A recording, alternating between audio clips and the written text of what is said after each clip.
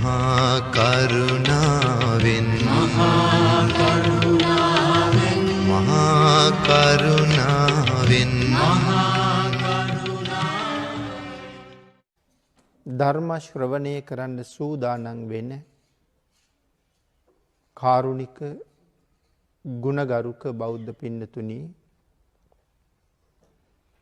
බොහෝම ශ්‍රද්ධාවෙන් යුක්තව මේ සැදී පැහැදී සූදානම් වෙන්නේ තථාගත ශාන්තිනායක සම්මා සම්බුදුරජාණන් වහන්සේ විසින් ලෝක සත්වයන් පිළිබඳව අප්‍රමාණ දයාවෙන්, කරුණාවෙන්, මෛත්‍රියෙන් යුක්තව අවබෝධ කරගෙන දේශනා කොට වදාළ නෛර්යානික වූ ශ්‍රී සද්ධර්ම රත්නයෙන් අබමල් රේණුවකටත් වඩා අඩු බොහෝම පුංචි කොටසක් දේශනා කරවගෙන ධර්ම ගෞරවය පෙරදරි කරගෙන දේශනාගත ධර්මය ශ්‍රවණය කරන්නත්, එසේ ධර්ම ශ්‍රවණය කිරීමෙන් ලැබෙන අවවාද, අනුශාසනා තම තමන්ගේ ජීවිතවලට එකතු කරගෙන වඩාත් නිවැරදි මෙලව ජීවිතයක් සකස් කරගන්නත්, නිවැරදි වුණ මෙලව ජීවිතයක් තුළින් සුගතිගාමී වූ පරලොව ආයිති භවයකින් සැනසීමේ උතුම් පරමාර්ථයක් ඇතුවයි මේ ධර්ම ශ්‍රවණය කරන්න සූදානම් වෙන්නේ. පින්නතුනි, බුදුරජාණන් වහන්සේගේ ධර්මය තවත් බොහෝ දෙනෙකුට යහපතක් සිදු කරවීමේ පරමාර්ථයේ ඇතුව යම් කෙනෙක්, එහෙම නැත්නම් යම් පිරිසක් ධර්ම දේශනාවක් සංවිධානය කරනවා නම් ඒ කාරණාව හඳුන්වන්නේ සද්ධර්ම දානමය පින්කම කියලා. අපේ බුදුරජාණන් වහන්සේ එක අවස්ථාවක සක්‍ර දේවේන්ද්‍රයන් වහන්සේටත් පැහැදිලි කොට වදාලා මේ ලෝකේ තියෙන හැම දානයකටම වඩා අති උතුම් යම් දානයක් තියෙනවා නම් ඒ තමයි මේ තථාගත ශ්‍රී සද්ධර්ම දානය කියලා. ධර්ම දානය අභිභවනය කළ තවත් වෙනත් කිසිදු දානයක් මේ ලෝක ධාතුවේ නැති බව භාග්‍යතුන් වහන්සේගේම දේශනාවයි. බොහෝ දෙනෙකුට බොහෝ උපකාර කරන්න පුළුවන් අසීමාන්තිකව මේ ලෝකේ දාන තියෙනවා. කුසගින්නේ ඉන්න අයට ආහාර දීලා කුසගිනි නිමන්න පුළුවන්.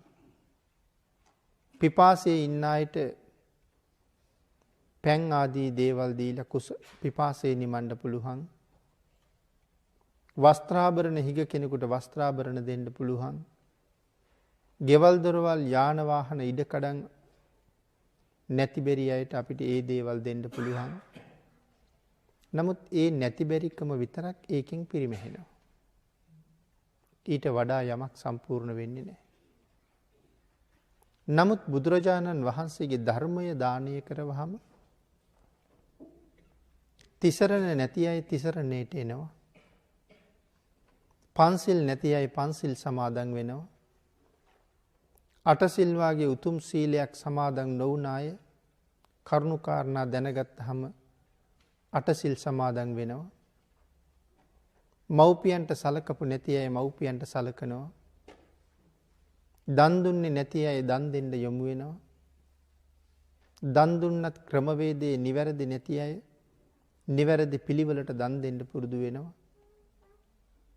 මේ ආදි වශයෙන් ජීවිතයේ බොහෝ කරුණු කාරණා වෙනස් කරගෙන සසර දිනන්න පුළුවන් මගකට එළඹෙන්න ධර්මයේ දානය කරන එක හරි වටිනවා.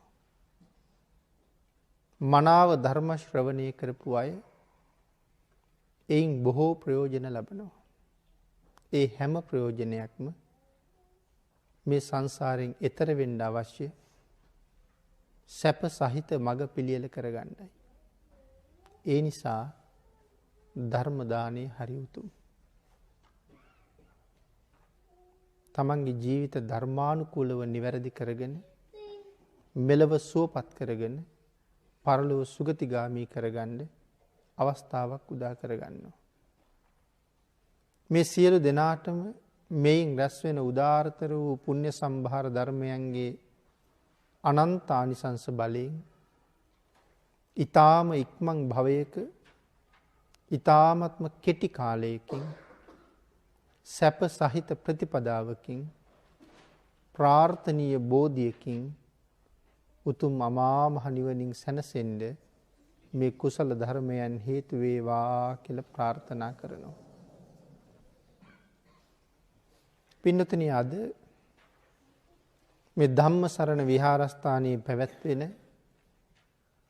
මේ උතුම් වූ ධර්ම දේශනාවේ මාතෘකාව හැටියට මම යොදා ගන්න කල්පනා කළේ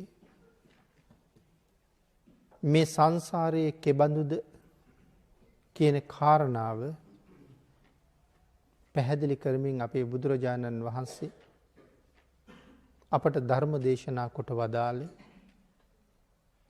අනමතග්ග සංයුත්තේ සඳහන් වන කරුණු කාරණා ඒක රාශි කරගත්ත ධර්ම දේශනාවකුයි සිදු කරන්න බලාපොරොත්තු වෙන්නේ. එහි ආරම්භයක් හැටියට උබ්බරී പ്രേත වස්තුව මුලින්ම සිහිපත් කරලා ඒ මුල් කරගෙන කරුණු කාරණා සාකච්ඡා කරන්න බලාපොරොත්තු වෙනවා. අපේ බුදුරජාණන් වහන්සේ සවැත් නුවර ජේතවනාරාමේ වැඩ ඉන්න කාලේ මහා කරුණා සමාපත්තියෙන් ලෝක ධාතුව බලා වදාරන අපේ භාග්‍යතුන් වහන්සේ ශෝකයට පත්වෙච්ච එක කාන්තාවක් එදා දැක්කා. බුදුරජාණන් වහන්සේ නමක් දවසකට දෙපාරක් මහා කරුණා සමාපත්තියට සමවැදිලා මේ ලෝක ධාතුව බලා වදාරනවා. උදේට බලනකොට භාග්‍යතුන් වහන්සේගේ සුගන්ධ කුටියේ ඉඳලා සක්වල කෙරවල දක්වාම බලනවා. හවසට බලනකොට සක්වල කෙරවල ඉඳලා සුගන්ධ කුටියේ දොරටුව ගාවට බලනවා. විශේෂයෙන් බුදුරජාණන් වහන්සේගෙන් පිහිට ලබන්න සසර පින් තියෙන අය ඒ වෙලාවට භාග්‍යතුන් වහන්සේට දැක ගන්න ලැබෙනවා. එහෙම ආයත පිහිට වෙන්න සතපුම් දහස් ගණනක් නමුත් පා ගමනින්ම වැඩම කරපු අවස්ථා තියෙනවා. එදා අපේ භාග්‍යතුන් වහන්සේ විශේෂයෙන් දැක්කේ සවැත් නුවරම ඉන්න කාන්තාවක්. ඇය හැඬු කඳුලින් තමයි ඉන්නේ. ඇයගේ ස්වාමියා මරණයට පත් වෙලා. ඒ දුක දරා ගන්න බැරුව තමයි ඇය මේ හඬමින් ඉන්නේ. අපේ භාග්‍යතුන් වහන්සේ සුදුසු වෙලාව පැමිණියාට පස්සේ ඒ කාන්තාව ජීවත් වෙන නිවස ප්‍රදේශයට වැඩම කරාම බුදුරජාණන් වහන්සේ දැකලා ඉක්මනට ආසන පනවලා වඩා හිඳවලා භාග්‍යතුන් වහන්සේ වන්දනාමාන කළා. බුදුරජාණන් වහන්සේට වන්දනාමාන කළාට පස්සේ ඇය සමග ටික වෙලාවක් කතා බහක නියැලුණ භාග්‍යතුන් වහන්සේ මේ කාන්තාවගෙන් විමසා හිටියේ මේ කඳුළු පිරි මුහුණින් යුක්තව ශෝකයෙන් බරිතව ඉන්නේ ඇයි කියලා.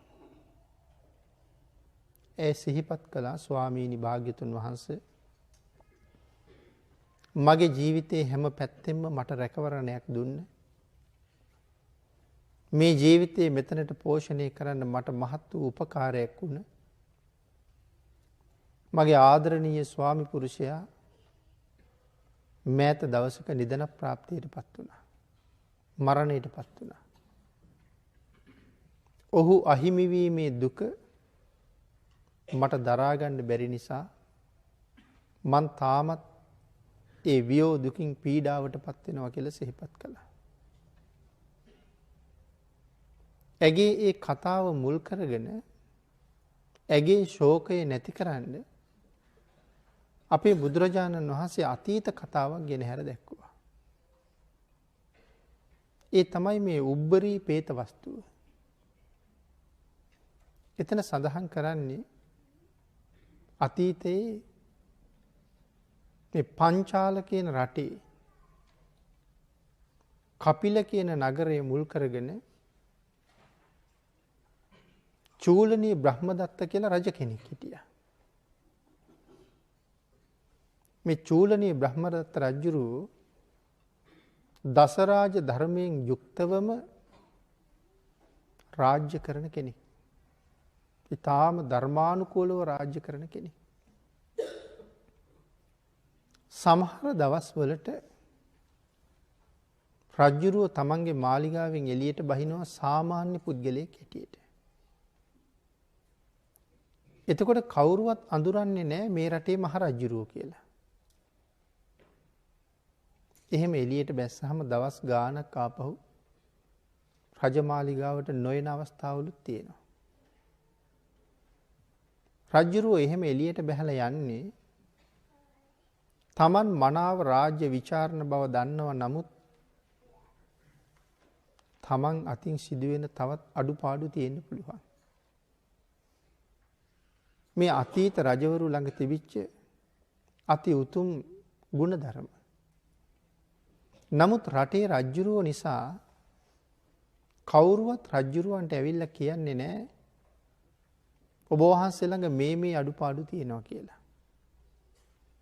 නමුත් රජ්ජුරුව හරි නිහතමානී, රජ්ජුරුව හරි කැමති එහෙම අඩුපාඩුවක් නමුත් තියෙනවා නම් හදාගන්න. රජ්ජුරුවන්ට ඇවිල්ලා කියන්නේ නැති වුණාට රටවැසියෝ තැන් තැන්වල එකතු වෙච්ච තැන්වල ඒ වාගේ දේවල් කතා වෙනවා.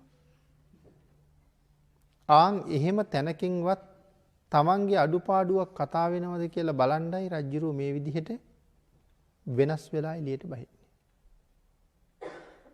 ඊට අමතරව තවත් කරුණු කීපයක් සිහිපත් කරනවා. සියලු දෙනාටම මනාව රජෙකුගෙන් සම්පූර්ණ වෙන්න ඕන යුතුයකම් රජුරෝ සම්පූර්ණ කරන නිසා මේ රාජ්‍යයේ හොරහතුරු ඉන්න පුළුවන් කමක් නැහැ. රජුරෝ ඒ නිසා බලනවා මගේ රටේ මිනිස්සු රැට දොරවල් වහන්න නැතුව ගේට්ටු වහගන්නේ නැතුව නිදහසේම රාත්‍රියත් ගත කරනවද නිදහසේම නිදා ගන්නවද කියලා. දොර ජනෙල් ගේට්ටු වහගෙන හිර කරගන්න වෙන්නේ අන් අය පිළිබඳව පූර්ණ විශ්වාසයක් අපිට නැති නිසා. ජීවිතවලට හානි කරයි, දේපලවලට හානි කරයි කියන බයක් තියෙනවා. එහෙම පිරිසක් ගොඩනැගෙන්නේ අඩුපාඩුකම් තියෙන නිසා. නැති බැරිකම් තියෙන නිසා. නමුත් මේ රජුරෝ එහෙම අඩුපාඩුකම් නැති බැරිකම් තියෙන අයගේ අවශ්‍යතා පූර්ණේ කරලයි තියෙන්නේ. ඒ නිසා හොරකම් කරන්න අවශ්‍යතාවයක් නැහැ. එහෙනම් රටේ හොරු නැත්තම් මිනිස්සු දොර ජනෙල් හිර කරන්නේ නැතුව නිදා ගන්නවා. එහෙම මිනිස්සු පහසුවෙන් ඉන්නවද කියලා බලන එකත් රජුරුවන්ගේ තව අරමුණක්. ඉතින් මේ අවස්ථාවේ රජුරු මාලිගාවෙන් එළියට යන්නේ සන්නාලියකගේ වෙස් අරගෙන. ඇඳුම් මහන කෙනෙක් වගේ. මෙහෙම රටේ තැන තැන දවස් කීපයක් ගත කරන රජුරු එක වීදියේක දුප්පත් ගෙදරකට රජුරුව ළඟා වුණා. කවුරුවත් අඳුරන්නේ නැහැ රජුරුව කියලා. ඒ ගෙදර ඉන්නේ අම්මයි දුවයි විතරයි. අම්මා ඉස්සරහට ඇවිල්ලා බොහොම ගරු නම්බුනාම සහිතව ආර්ය ඔබ කොහෙද යන්නේ මේ කියලා ඇහුවා. ඒ වෙලාවේ සඳහන් කළා මෑණියනි මම ඇඳුම් මහනවා. මම සන්නාලියක්. මට බත් සහ වැටුප් දෙන්න පුළුවන් නම් මගේ ජීවිත කාලේ ඔබලාට සේවය කරන්න මං කැමතියි කියලා කිව්වා. නමුත් ඒ අම්මා සඳහන් කළා අපිට එහෙම කරන්න තරම් ලොකුවත්කමක් නැහැ. නමුත් එහෙම සලකන්න පුළුවන් අය මේ නගරේ ඉන්නවා. එහෙම තැනකට ගියොත් ඔය අරමුණ මුදුන්පත් කරගන්න පුළුවන් වෙයි අපිට එච්චර වත්කම් නැහැ කියලා. එහෙම සඳහන් කරාම මේ පුද්ගලයා අහනවා මට එහෙමනම් දවසක් දෙකක් මෙහි ඉඳ ඉඩ දෙන්න පුළුවන්ද කියලා. ගති ගුණ වලින් හොඳ බව පේනවා. කතා බහෙන් ඒ බව තේරුම් ගත්තා. ඒ නිසා ඒකට අවසර දුන්නා. අපි සඳහන් කළා මේ ගෙදර ඉන්නේ අම්මයි දුවයි කියලා. බොහොම පුණ්‍යවන්ත රූපයෙන් අගතැන්පත් හරි ප්‍රඥාවන්ත දුවක්. මේ සන්නාලිය දවසක් දෙකක් ඉඳලා අම්මගෙන් අහනවා අර දුව කාට හරි විවාහ කරලා දෙන්න පොරොන්දු වෙලාද ඉන්නේ කියලා. තවම එහෙම පොරොන්දුවක් නැති බව දැනගත්තා. ඒ වෙලාවේ යෝජනාවක් කළා එහෙම කාටවත් පොරොන්දු වෙලා නැත්තම් අකමැත්තක් නැත්තම් මම කැමතියි ඇය විවාහ කරගන්න කියලා. අම්මගෙන් අකමැත්තක් ආවෙත් නෑ. මොකද අකමැති වෙන්න හේතුවකුත් නෑ. දවස් කීපයක් ගෙදර හිටියා. ගුණධර්ම වලින් බොහොම හොඳයි බව පේනවා. ඒ නිසා අකමැති වෙන්න හේතුවක් තිබුණේ නෑ. කැමති වුණා. ඊට පස්සේ අම්මගේ අතට කහවණු 1000ක් දුන්නා. දීලා කිව්වා මම යනවා. හැබැයි මම ආයේ එනවා. මම එනකන් යැපෙන්න මේ මුදල තියාගන්න. සන්නාලිය පිටත් වෙලා රජමාලිගාවට ගියා. මේ රජුරුවනේ. මාලිගාවට ගිහිල්ලා මාලිගාවේ ඉඳලා මේ වීදියේ මේ දුප්පත් ගෙදරට එනකන් රාජකීය උත්සවයකට ගැලපෙන විදිහට මග දෙපස සැරසුවා. රජුරුව යතාගේ පිටේ නැගලා මේ ගෙදරට ඇවිල්ලා අර දියණිය කහවණු මත තියලා රන් රිදී කලවලින් නාවලා මාලිගාවට එක් කරගෙන ගියා. රජුරුවන්ගේ අග්‍ර මහේෂිකාව හැටියට අභිෂේක කරගත්තා. අග්‍ර මහේෂිකාව හැටියට අභිෂේක කරගන්න දවසේ ඇයට විශේෂ නමක් ලබලා දුන්න උබ්බරී කියලා. එදා ඉඳලා ඒ නමින් තමයි ඇය හැඳින්වුවේ. බොහොම සතුටින් රජුරුවත් එක්ක කාලය ගෙවුණා. මෙහෙම කාලය ගත වෙනකොට චූලනී බ්‍රහ්මදත්ත රජුරුව මරණයටපත් වුණා. රජුරුවන්ගේ ආදාහන කටයුතු නිසි පරිදි සිද්ධ වුණා. බොහොම බල සම්පන්නයි මේ රජවරු. පංචාල රටේ යෝධ පුරුෂයා කියලා හඳුන්වන්නේ. ඒ නිසා රතේ සභ කියලා නමක් තියෙනවා. විශේෂ නමක්. නමුත් මේ කාන්තාවට තමන්ගේ ස්වාමියාගේ වියෝව දරා ගන්න හරි අමාරුයි. මොකද තමන් හිටපු තැන දන්නවා. තමන් මෙතෙන්ට ආපු හැටි දන්නවා. රජ්ජුරුවන්ගේ අග්‍ර මහේෂිකාව කරගෙන තමන්ට සලකපු හැටි, ආරක්ෂා විධිවිධාන සකසපු හැටි, දයාව කරුණාව සෙනෙහස දක්වපු හැටි, මේ සියල්ල මතක් වෙනකොට ඇයට මේ වියෝ දුක උහුලන්නේ නැති දුකක් බවට පත් වෙනවා. රජ්ජුරුව ආදාහනය කළත් ඇය හැමදාම උදේට රජ්ජුරුව ආදාහනය කරපු තැනට යනවා. සුවඳ මල් අරගෙන ගිහිල්ලා රජ්ජුරුව ආදාහනය කරපු තැන පූජා කරලා එතෙන්ට වෙලා ඉඳගෙන අඬනවා. තව විටක නැගිටලා රජ්ජුරුව ආදාහනය කරපු තැන වටේට ප්‍රදක්ෂිනා කරනවා. තව වෙලාවක හතර පැත්තෙම වන්දනා කරනවා. දවස ගෙවෙන තුරුම ඇවිදිමින් ප්‍රදක්ෂිනා කරමින් වඳිමින් හඬමින් කාලය ගත වෙනවා. රෑ වෙනකොට මාලිගාවට යනවා, පහුවදා උදෙත් එනවා. මේක දැන් දිනචරියාවක් වාගේ සිද්ධ වෙනවා. පින්නතුනි, ඔය කාලේ අපේ මහ බෝසතාණන් වහන්සේ පාරමිතා සම්පූර්ණ කරන කාලේ. අභිඥාලාභී තවුසෙක් හැටියට ඒ කාලේ ඒ ප්‍රදේශයේ ජීවත් වුණා. මේ මහ ඍෂිවරයා කැලෑවට ඉහළින් වෙනත් ප්‍රදේශයකට වැඩම කරන මොහොතක්. අභිඥාලාභී අහසින් යන්නේ. ඒ යන වෙලාවේ දකිනවා මේ කාන්තාව මෙතෙන්ට වෙලා අඬනවා. එයින් ටිකක් එහාට වෙන්න සෑහෙන පිරිසක් ඉන්නවා. ඒ තමයි ආරක්ෂක පිරිස. මේ රටේ රැජිනිය. මිනිසා තනියමම කැලේට ඇවිල්ලා අඬනව නෙමෙයිනේ.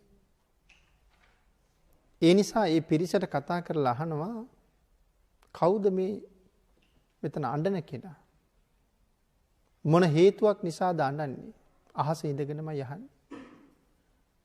පිරිස දැනුවත් කළා, ස්වාමීනි, ඒ පංචාල රටේ චූලනී බ්‍රහ්මදත්ත රජුරුවන්ගේ අග්‍රමහේෂිකාව. ඇයි මේ අඬන්නේ? චූලනී බ්‍රහ්මදත්ත රජුරුව පහුගිය දවසක මරණයට පත් වුණා. තමන්ගේ ස්වාමියාගේ වියෝ දුක දරා ගන්න බැරුව ඇය හැමදාම ඇවිල්ලා මේ විදිහට හඬනවා, වැළපෙනවා. අහසින් බැහැලා ඇය ළඟට ආපු මේ ඍෂිවරයා ඇයට කතා කරලා අහනවා, කවුරු වෙනුවෙන්ද මේ අඬන්නේ කියලා. ඇයත් සඳහන් කළා, ස්වාමීනි, මගේ ස්වාමියා පංචාල රටේ රජුරු, මේ රටේ යෝධ පුරුෂයා මරණයට පත් වුණා. මට ඒ දුක දරා ගන්න බැරුවයි මම මේ අඬන්නේ කියලා. මේ ඍෂිවරයා අහනවා, මෙතන ඔබේ ස්වාමියා වලලපු ආදාහනය කරපු මෙතන මේ පංචාල රටේ කපිල නගරයේම ජීවත් වෙමින් රාජ්‍ය කරපු චූලනීය බ්‍රහ්මදත්ත නමින්ම නම අරගත්ත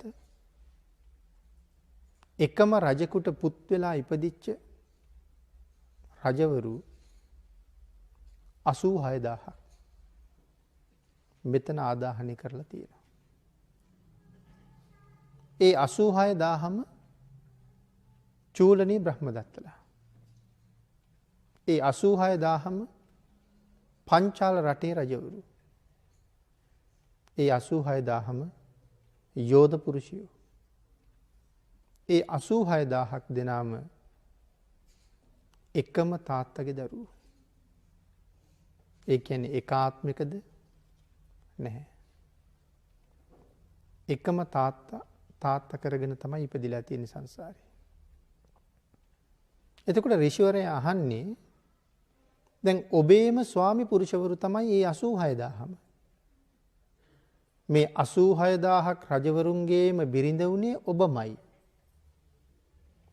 එතකොට දැන් මේ මොන ස්වාමියා වෙනුවෙන්ද අඬන්නේ?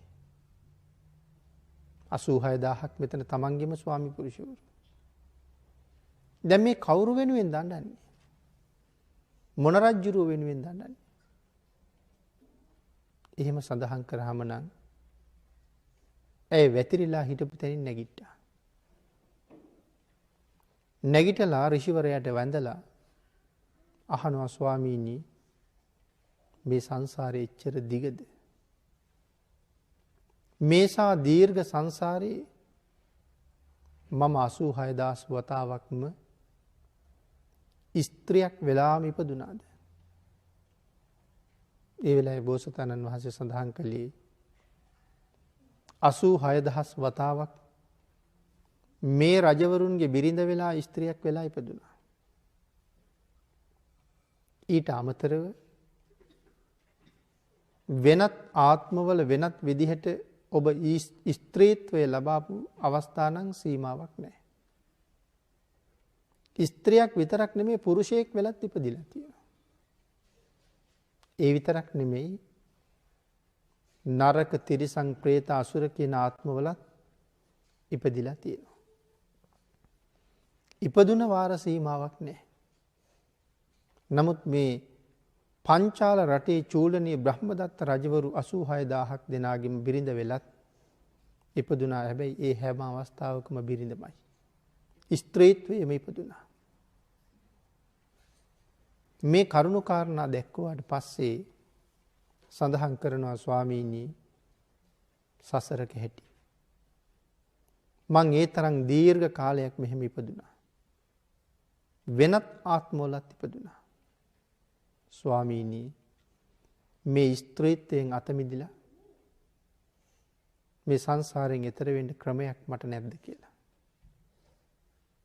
මේක අබුද්ධෝත්පාද කාලයක්. ඒ කාලේ අති උතුම් විදර්ශනා භාවනාව ලෝකේ නැහැ. නමුත් සමත භාවනා ක්‍රමයේ තිබුණා.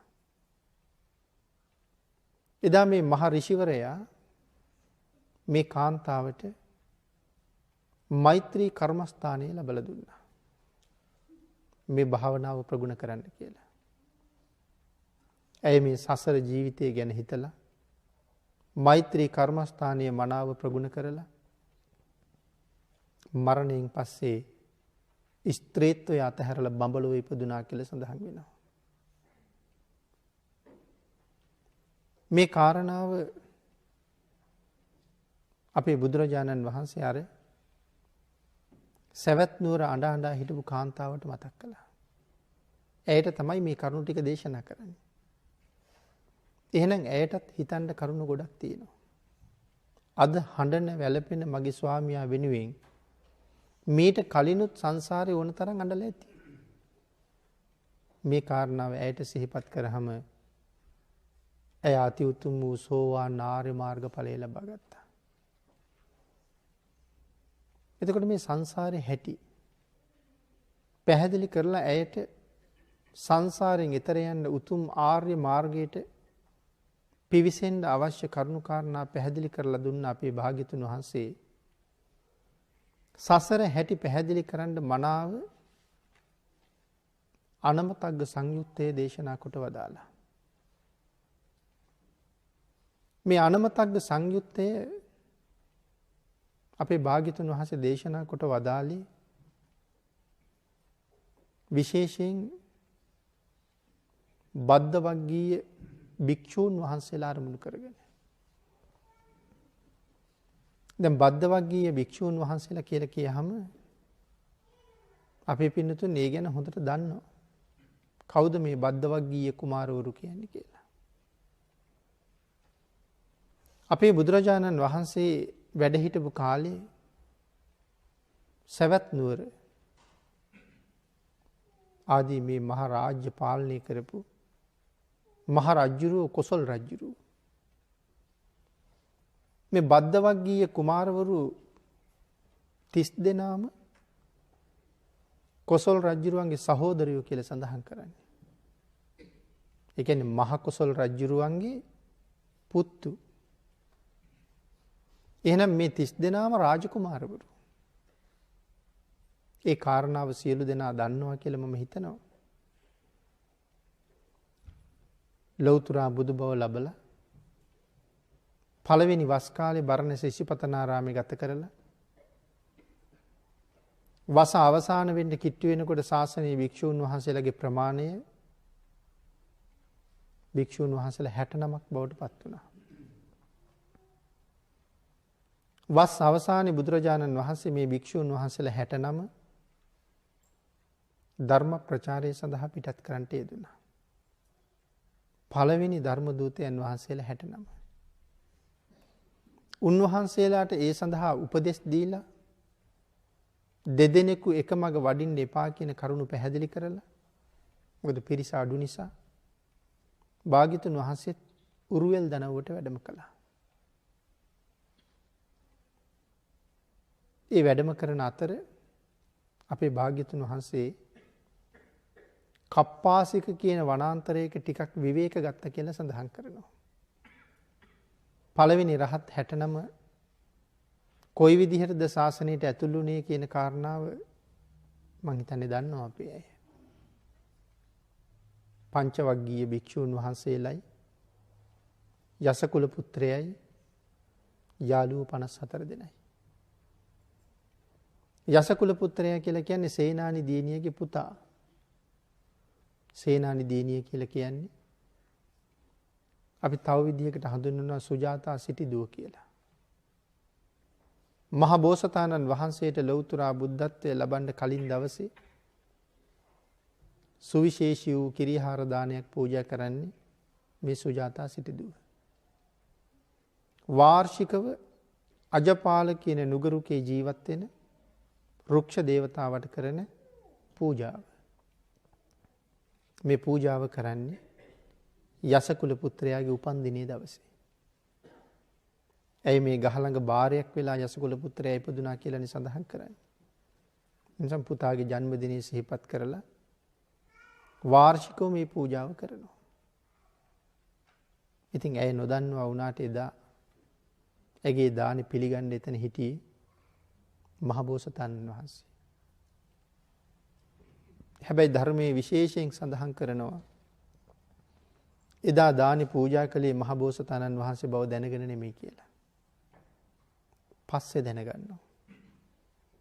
ඒ නිසා ඇයට ලොකු සතුටක් ඇති වෙනවා. ඒක වෙනම දීර්ඝව විස්තර කරන්න ඕනේ වෙනම කරුණක්. ඇගේ පුතා තමයි යසකුල පුත්‍රයා.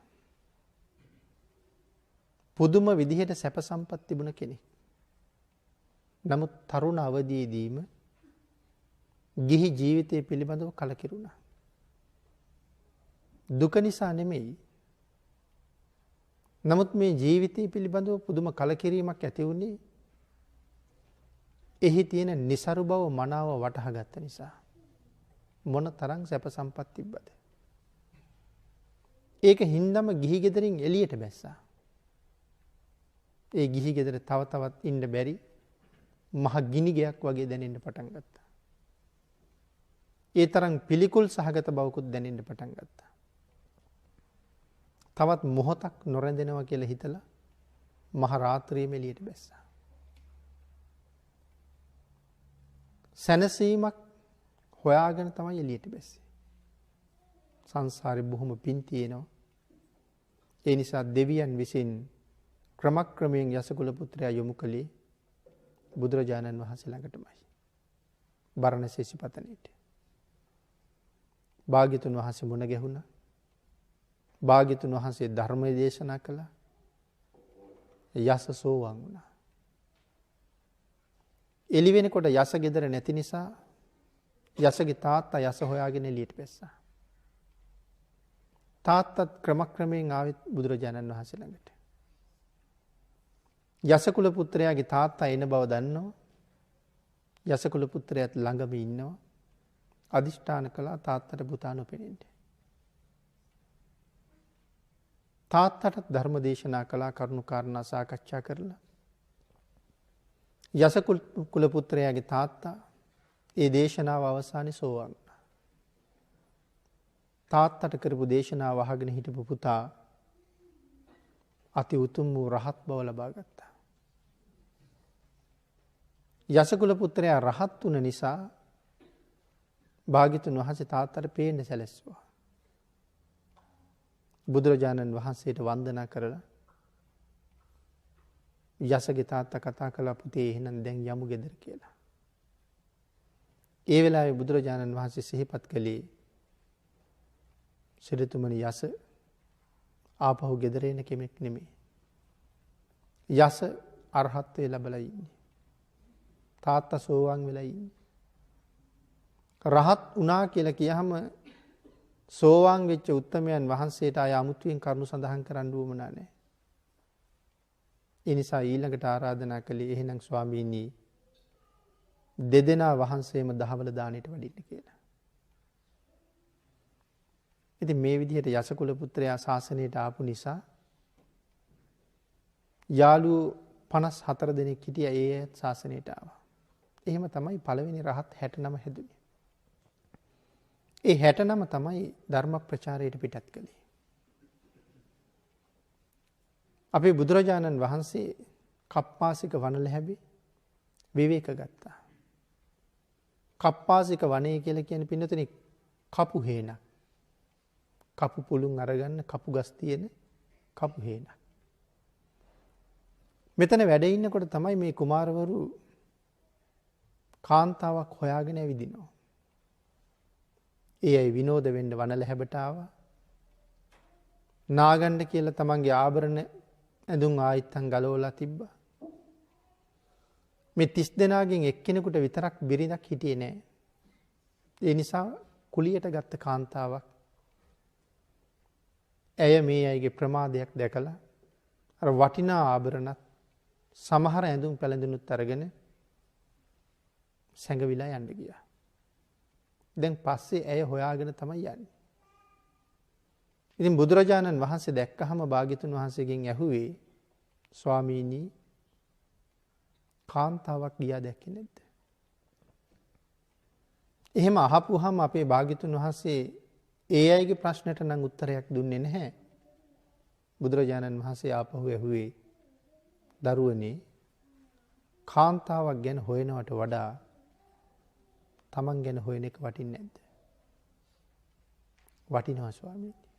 තමන් ගැන හොයන එක වටිනවා. එහෙනම් වාඩි වෙන්න කිව්වා. ස්වාමීනි මේ තරම් වටිනා ආභරණ ටිකක් අරන් ගිහිල්ලා තියෙන්නේ. අපි ඒ ටික හොයාගෙන අවශ්‍ය අයට යොමු කරලා එන්නද කියලා නම් ඇහුවේ නෑ. එහෙනම් වාඩි වෙන්න කිව්වා. එහෙමම වාඩි වුණා. පුදුමාකාර කීකරුකමක්. මේ කීකරුකම සංසාරයෙන් එතර කරලම තමයි නවතින්නේ. මේ තරම් කීකරුකමක් මොන හේතුව නිසාද? පෙරත් බුදුරජාණන් වහන්සේට කීකරු වෙච්ච නිසා. පෙර කීකරුුනේ බුදුරජාණන් වහන්සේට නෙමෙයි. බුදුරජාණන් වහන්සේට කීකරුුනේ මේ ආත්මේ. පෙර එතකොට කාටද කීකරු වෙලා තියෙන්නේ? පෙර කීකරුුනේ මහ බෝසතාණන් වහන්සේට. ඒ කාරණාව පැහැදිලි කරන්න වෙනම ජාතක කතාවක් සාකච්ඡා කරන්න ඕනේ. අපි ඒ තරම් දිගට ඒ කාරණාව කතා කරන්න යන්නේ නැතුව මේ අනමතග්ග සංයුත්තේ ආරම්භ වෙච්ච හැටි ටිකක් සාකච්ඡා කරමු ඉදිරියට. මහතුන්ඩිල ජාතක කතාව තමයි සාකච්ඡා කරන්න ඕනේ. මහ බෝසතාණන් වහන්සේ දා ඊරියෙකුගේ බඩේ ඉපදිලා කාන්තාවක් ඌරු පැටව් දෙන්න හදාගත්තේ. ඉතින් ඒක දවසක සුරා දූර්තයෝ 30 දෙනෙක් ඇවිල්ලා මේ කාන්තාවගෙන් මේ ඌරු පැටව් ඉල්ලනවා. එකෙක් දෙන්න කියලා මසට දෙන්නේ නැහැ. අන්තිමට ඒ කාන්තාවට හොඳටම සුරා පොවනවා. ඇයට හොඳටම මත් වුණාට පස්සේ ඇයට කහවණු පෙන්නලා ආපහු කියනවා එකෙක් දෙන්න කියලා. ලොකු පුතා නම් දෙන්න බෑ පොඩි පුතා දෙන්නම් කියනවා. මේ ඌරු පැටව් දෙන්නට පුතා කියලා කියන්නේ. ඉතින් ඒ වෙලාවේ ඒගොල්ලෝ කොහෙද ඉන්නේ? අහවල් වනලැහැබේ. කොහොමද අල්ලන්නේ? කෑම දුන්නොත් තමයි මෙහාට එන්නේ. පිරිස කෑම ගෙනල්ලා දුන්නා. ඇය භාජන වලට කෑම ඌරු පැටවුන්ට වෙන් කළා. කෑම ටික භාජන වලට දාලා පුතේ චූලතුණ්ඩිල කියලා නඩ ගැහුවා. මහතුණ්ඩිල චූලතුණ්ඩිල තමයි දෙන්නගේ නම. ඒක චූලතුණ්ඩිලට එච්චර ඇහුන්නේ නැති වුණාට මහතුණ්ඩිලට තමයි ඇහුනේ. ඇහිලා කල්පනා කරනවා අපේ අම්මා එදා මෙදා තුර අපි දෙන්න හදාගඩ වඩාගත්ත කාලේ අද මේ වෙනකන් කවදාවත් මල්ලිට නම් අඬ ගැහුවේ නෑ. අඬ ගැහුවේ මටමයි. නමුත් මේ ජීවිතේ පළවෙනි වතාවට මට කතා නොකර මල්ලිට කතා කරනවා. හැබැයි මේක ඒ තරම් හොඳ ලක්ෂණයක් නන් නෙමෙයි. එහෙම හිතලා නමුත් කතා කරලා කියනවා මල්ලියේ අපේ අම්මා අඬ ගහනවා දෙපාරක් අඬ ගහනකම් ඉන්න එපා ඒක නරකයි. අම්මා දෙපාරක් වෙහෙසන්න එපා. ගිහිල්ලා බලලා එන්න කියලා. ඒ නිසා තමයි දීවි දුවගෙනම ගියා. මගට යනකොට දැක්ක 30 දෙනෙක් දෙපැත්තට බෙදිලා මදු අතේ තියාගෙන ඉන්නවා. අම්මත් පේන්නේ ඉන්නවා හිස් භාජනය අතේ තියෙනවා කන භාජනයට කැම දාලා තියෙනවා. නමුත් නතර වුණා පණ බයි. නතර වෙලා ආපහු හැරිලා එකම පිම්මට ආපහු සැරයක් වනල හැබටම දිව්වා. දුවලා ගිහිල්ලා හැංගෙන්න තැන් හොයනවා. ඒ වෙලාවේ මහතුන්ඩිල කතා කරලා අහනවා මල්ලී ඔබ බය වෙලා වගේ. ඔබ හැංගෙන්න තැන් හොයනව නේද කියලා. ඒ වෙලාවේ සඳහන් කළා එහෙමයි. අද නම් මහ පුදුම දානයක් ඒ ගෙදර දෙන්න හදන්නේ. අම්මත් ඉන්නවා. භාජනයට කෑමක් දාලා තිනවා. හැබැයි 30 දෙනෙක් මම දැහැගන්න මදු අතේ තියාගෙන ඉන්නවා. ඒ දානි භුක්ති විඳින්න යන මට මගේ මස් ටික වුන්ට දන් දෙන්න වෙනවා. ඒ හින්දා මේ පණ බයේ හැංගෙන්න හදන්නේ. අද මගේ ජීවිතය ඉවරයි කියලා. ඒ වෙලාවේ සඳහන් කළා මල්ලී ඌර වෙලා ඉපදිච්ච අපි මිනිස්සුන්ගේ බඩ පුරවනෝ ඇරෙන්න වෙන කරන්න දෙයක් නැහැ. ඒක තමයි සංසාරේ හැටි. ඒ හින්දා ඔබ මේකට බයයි නම් මං කියන විදිහට කටයුතු කරපන්. සඳහන් කළා පිරිසිදු වතුරක බැහැලා නාගනි. දාඩිය දුගඳ නැති වෙනකම්ම නාපන්. පෙර තැවරිලා තියෙන දේවල් ගැලවිලා යනකම්ම නාපන්. කවදාවත් නොමියෙන සුවඳක් ගත දවට ගනි. එදාට පුළුවන් මේ දුකින් අත මිදෙන්න. පින්නතුනි සඳහන් කරනවා නමුත් මේ දේශනා කරපු බණපදේ 12 යොදුනක් මුළු බරණැස් රාජ්‍ය පුරාම පැතිරිලා ගියා කියලා. බරණැස් රජුරවන්ට මේක ඇහුණා. රජුරුව මේ ශබ්ද ශාස්ත්‍රය පිළිබඳව හොඳට දන්නවා සත්තුන්ගේ හඬ. මේ කාරණාව ඇහිලා රජුරුවන්ගේ රෝමෝද්ගමනය වෙනවා. මේ අබුද්ධෝත්පාද කාලේ කාගෙන්වත් අහලා නැති කතාවක් මේක. රජුරුව රාජකීය පිරිසත් අරගෙන වනල හැබට ඇවිල්ලා වනාන්තරේ සුද්ධ කරලා සුදු වැලි අතුරලා ඌරු පැටව් දෙන්න ඒ මත තියලා රජු ඇතුළු පිරිස බිම ඉඳ ගන්නකොට අර දූර්තයෝ 30 දෙනාගේ වෙරි හිඳුණා. රජුරුව මොකද්ද මේ කරන්නේ කියලා. අර කාන්තාවගෙත් වෙරි හිඳුණා. ඒ ඇයත් පිරිස කෙරවලේ වාඩි වුණා. වාඩි වෙලා තමයි රජුරුව ඇහුවේ මොකද්ද මේ කියන කතාව කියලා. කාරණාව පැහැදිලි කරලා රජුරුව ඇතුළු මුළු පිරිසටම මහතුන්ඩිල පන්සිල් සමාදන් වෙන්න කරුණු පැහැදිලි කළා. ආන් එදා ඌරු තුඩින් දේශනා කරපු ධර්මය අහලා අති උතුම් වූ පංචශීලයේ සමාදන් වෙන්න තරම් අර සුරා දූර්තයෝ 30 දෙනා පුදුම කීකරු බවක් දැක්වුවා. එහෙම නැත්තම් බැන බැන නැගිටලා යන්න එපයි. මේ කාලේ මිනිස්සුන්ගෙත් නැති පුදුම කීකරුකමක් අති උතුම් නිර්මල ධර්ම රත්නය අහලත් කීකරු වෙන්නේ නැති මිනිස්සු ඉන්න සමාජයේ ඌරෙකුගෙන් බණ අහපු මිනිස්සු 30 දෙනෙක් එදා ඉඳලා පන්සිල් මත ජීවිතය ගත කළා. ඒ අයට සිල් දුන්නේ ඌරෙක්. ආන් එදා කීකරු වෙච්ච 30 දෙනා තමයි මෙදත් මේ බද්ද වගීය කුමාරවරු. එදා තිබිච්ච කීකරු බවම තමයි කාන්තාවක් හොයනවට වඩා තමන් ගැන හොයන එක වටිනව නේද? එහෙනම් වාඩි වෙන්න කියනකොට වචනයක්වත් කතා නොකර වාඩි වෙන්න තිබුණ සංසාර පුරුද්ද. ඉතින් එදා භාග්‍යතුන් වහන්සේ ධර්ම දේශනා කරාම මේ 30 දෙනාම සමහර අය සෝවාන් වුණා, සමහර අය සකදාගාමි වුණා, තව පිරිසක් අනාගාමි වුණා. කවුරුවත් රහත් වුන්නේ නැහැ. පෘථග්ජන භාවයේ හිටියෙත් නැහැ. සියලු දෙනාම ආර්ය තත්වයටපත් වුණා. නමුත් රහත් වෙන්නේ නැහැ. එයින් අවුරුදු 20කට විතර පස්සේ තමයි සිව්පිලි සිඹියාපත් සහිතව මහරහතන් වහන්සේලා බවට පත් වෙන්නේ. ආන්ගේ රහතන් වහන්සේලා බවට පත්වෙන්න භාග්‍යතුන් වහන්සේ අනමතග්ග සංයුත්තයයි මේ අයට දේශනා කළේ. ඉතින් ඒ පිළිබඳව කරුණු කාරණා වෙනම ගැඹුරට තව සාකච්ඡා කරන්න තියෙනවා. එහෙනම් එදා ඒ අනමතග්ග සංයුත්තේ දේශනා කරනකොට අපේ බුදුරජාණන් වහන්සේ මේ පිරිසගෙන් අහනවා මේ අය දැන් භික්ෂූන් වහන්සේලානේ. එක වස් කාලික බුදුරජාණන් වහන්සේ දකින්න යන්න භාග්‍යතුන් වහන්සේ ළඟ වස්වසන්නයි කල්පනාව. නමුත් බැරි වුණා භාග්‍යතුන් වහන්සේ වැඩ ඉන්න තැනට යන්න. වෙනත් ප්‍රදේශයක වස්වසලා වස් අවසානයේ විසුද්ධි පවාරණයෙන් පවාරණය කරලා මේ හාමුදුරුවෝ 30 දෙනා දවස් 6ක් රෑ දවල් දෙකේම වැස්සේ තෙමි තෙමි මඩ වතුරේ බැහැගෙන බුදුරජාණන් වහන්සේ වැඳ ගන්න යනවා. ගිහිල්ලා වන්දනා කරලා සතුරු සාමීචී ටිකක් කතා කරලා බුදුරජාණන් වහන්සේ වස් කාලේ ගත කරපු හැටි තොරතුරු ඇහුවාම ඒ තොරතුරුත් භාග්‍යතුන් වහන්සේට සඳහන් කරලා කියනවා ස්වාමීනි වස් කාලේ නම් ඒ තරම් දුකක් තිබුණේ නැහැ. අපි හරි සතුටින්ම ගුණධර්ම පූර්ණේ කළා. නමුත් 6 දවසක් ආපු පාර පුදුම දුකක් මේ 6 දවසේ අපි වින්දා කියලා.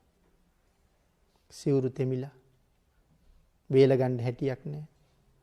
පාරවල් කැඩිලා සඳහන් කරනවා වතුර වලවල් වලට බැස්සහම නිසීදන මාංශය දක්වා තෙමෙනවා කියලා. මොකද්ද මේ නිසීදන මාංශය කියලා කියන්නේ? ඉඳ ගන්න මාස නිසීදනය කියලා කියන්නේ ඉඳ ගන්නවටනේ. නිසීදනය කියලා කියන්නේ ඉඳ ගන්න එලා ගන්න රෙදි කෑල්ලට. එතකොට ඒකමන්තං නිසීදී කියලා කියන්නේ එකත් පසෙක වාඩි වුණා කියන එක. අපි වාඩි වෙන්නේ මේ ශරීරයේ මස් ගොඩ උඩ. එහෙනම් වාඩි වෙන්න පාවිච්චි කරන මස් නිසීදන මාංශය. අපේ පසුපස මාංශය නිසීදන මාංශය. එහෙනම් නිසීදන මාංශය දක්වා තෙමුණා කියලා කියන්නේ ඉන හරියට එනකන් වතුර වලවල් වලින් බහැලා ගොඩ වුණා කියන එකයි. ඉතින් ඒ දුක විස්තර කරනවා මේ පාරේ එනකොට දැනුණ දුක. ආන් ඒ නිසා තමයි අනමතග්ග සංයුත්තේ දේශනා කළේ. මහණෙනි මේ සංසාරේ ඔබලා ගවය වෙලා කොච්චර ඉපදුනාද? ඒ කාලේ මොන තරම් දුක් විඳද? වෙනතන ගවයෙක් වෙලා ඉපදිලා විඳින දුක් අන්දරාව. මිනිස්සුන්ගේ ජීවිතේ සම්පූර්ණ කරන්න සතුටු කරවන්න ගවයෙක් මොන තරම් දායකත්වයක් දෙනවද? ගැහැණු සත්තු පැටව හදලා දෙනවා. කිරි ටික දෙනවා. තවත් කොටු අටු කොටු පුරවන්න ගොවිතැන්පත් සරු කරන්න පොහොර ටික දෙනවා. මේ විදිහට මිනිහෙකුගේ ජීවිතේ සුවපත් කරවන්න කොයිතරම් කැපකිරීමක් කරනවද? අම්මලාට කිරි නැති නිසා ළමයින්ගේ ප්‍රාණවායුව රැකගන්නෙත් පන්නර රැකගන්නෙත් ඒ ගවයාගේ කිරි නිසා. පිරිමි සත්තු බර අදිනවා. කුඹුරු හානවා. කොළ පාගනවා. නමුත් අන්තිමට මස් කඩේට යනවා. අපේ ජීවිත රැකලා පනනල රැකලා සුවපත් කරලා ධනවත් කරලා ඒ අය මස් කඩේට යනවා. ඒ යනකොට ඝාතනාගාරයේ කිට්ටු වෙනකොට යන්නේ නැහැ කොහොමවත්. සමහර අය බිම වැටිලා නිදා ගන්නවා. බිම වැටෙනවා, පෙරලෙනවා. ඇදගෙන යන්න බෑ. සඳහන් කරනවා සමහර ඝාතකයෝ ඒ වෙලාවට වලිගය අල්ලලා කඩනවා කියලා. ඇටකොටුව කඩනකොට දරා ගන්න බැරි වේදනාව නිසා ටිකක් දුවනවා. නමුත් ඊට වඩා මරණ දුක මරණ බය වැඩි. ඒ නිසා ආය පෙරලෙනවා. ඒ වෙලාවට හුළු වතු වරුගෙන එල පුච්චනවා. ආයන ගිටලා දුවනවා. ආය වැටෙනවා. උල් ආයුධ ගෙනල්ලා පිටිපස්සෙන් අනිනවා. කොහොම හරි අර ඝාතනාගාරයටම අරගෙන යනවා. ගැට ගහන කණුවට බෙල්ල ලං කරලා බොහොම හිර කරලා බඳිනවා. යන්තම් අඩියක් දෙකක් ලනුව ඉඩ තියෙනවා. නිදා ගන්නවත් බෑ. නමුත් එහෙම කෙටි කරලා බැඳලා ඉන්න ගවයා තමන්ගේ සහෝදරයන්ට සිද්ධ වෙන ඉරණම හොඳටම දකිනවා. අතපය බඳින හැටි, බිම පෙරලන හැටි, බෙල්ල කපන හැටි, එතකොට කෑ ගහන හැටි, බඩ පලන හැටි, හම ගලවන හැටි මොහොතයි ගත වෙන්නේ මේ දේවල් වලට. ගලාගෙන එන උණුලේ කණුවේ බැඳලා ඉන්න කෙනාගේ පාද තෙමාගෙන තමයි ගලාගෙන යන්නේ. තමන්ගේම සහෝදරයන්ගේ ලේ උණු උණුවේ තමන්ගේ පාදවල දැවටෙනවා. සමහර අයගේ ඔළුවට කුළු ගෙඩියෙන් ගහනවා. කපනවත් දකිනවා. ඔළුව පලන හැටිත් දකිනවා. ඒ මැරුණ කෙනාට වඩා ඒක බලාගෙන ඉන්න කෙනාට වේදනාව වැඩි. තව මොහොතක මමත් මේ දුකම විඳින්න ඕනේ. නොදැක අලුතෙන්ම අත්දැකීමට මුණ දෙනවට වඩා සිද්ධ වෙන්නේ මොකද්ද කියලා දැකලා මුණ දෙනකොට ඊට වඩා වේදනාවයි බයයි දෙකම වැඩි. නමුත් කාට කියන්නද? තිරිසන් ලෝකේ තියෙන අසරණකම. ඒකයි සඳහන් කළේ ඌරෝ වෙලා ඉපදිච්ච අපි මිනිස්සුන්ගේ බඩ පුරවන වැරෙන්න වෙන මොනවා කරන්නද? එහෙනම් මේ හැම සතෙකුටම කතා කරන්න තියෙන ওই කතාවමයි. එතකොට භාග්‍යතුන් වහන්සේ මේ කරුණ මතක් කරනවා. එහෙම විඳපු දුකයි මේ පාරේ එනකොට 6 දවසක් විඳපු දුකයි අතර තියෙන වෙනස. ස්වාමීනි, ඒ ගැන අහනකොට නම් 6 දවසක් විඳි දුකක් නෙමෙයි ස්වාමීනි. ඒක මහ පුදුම සැපක්.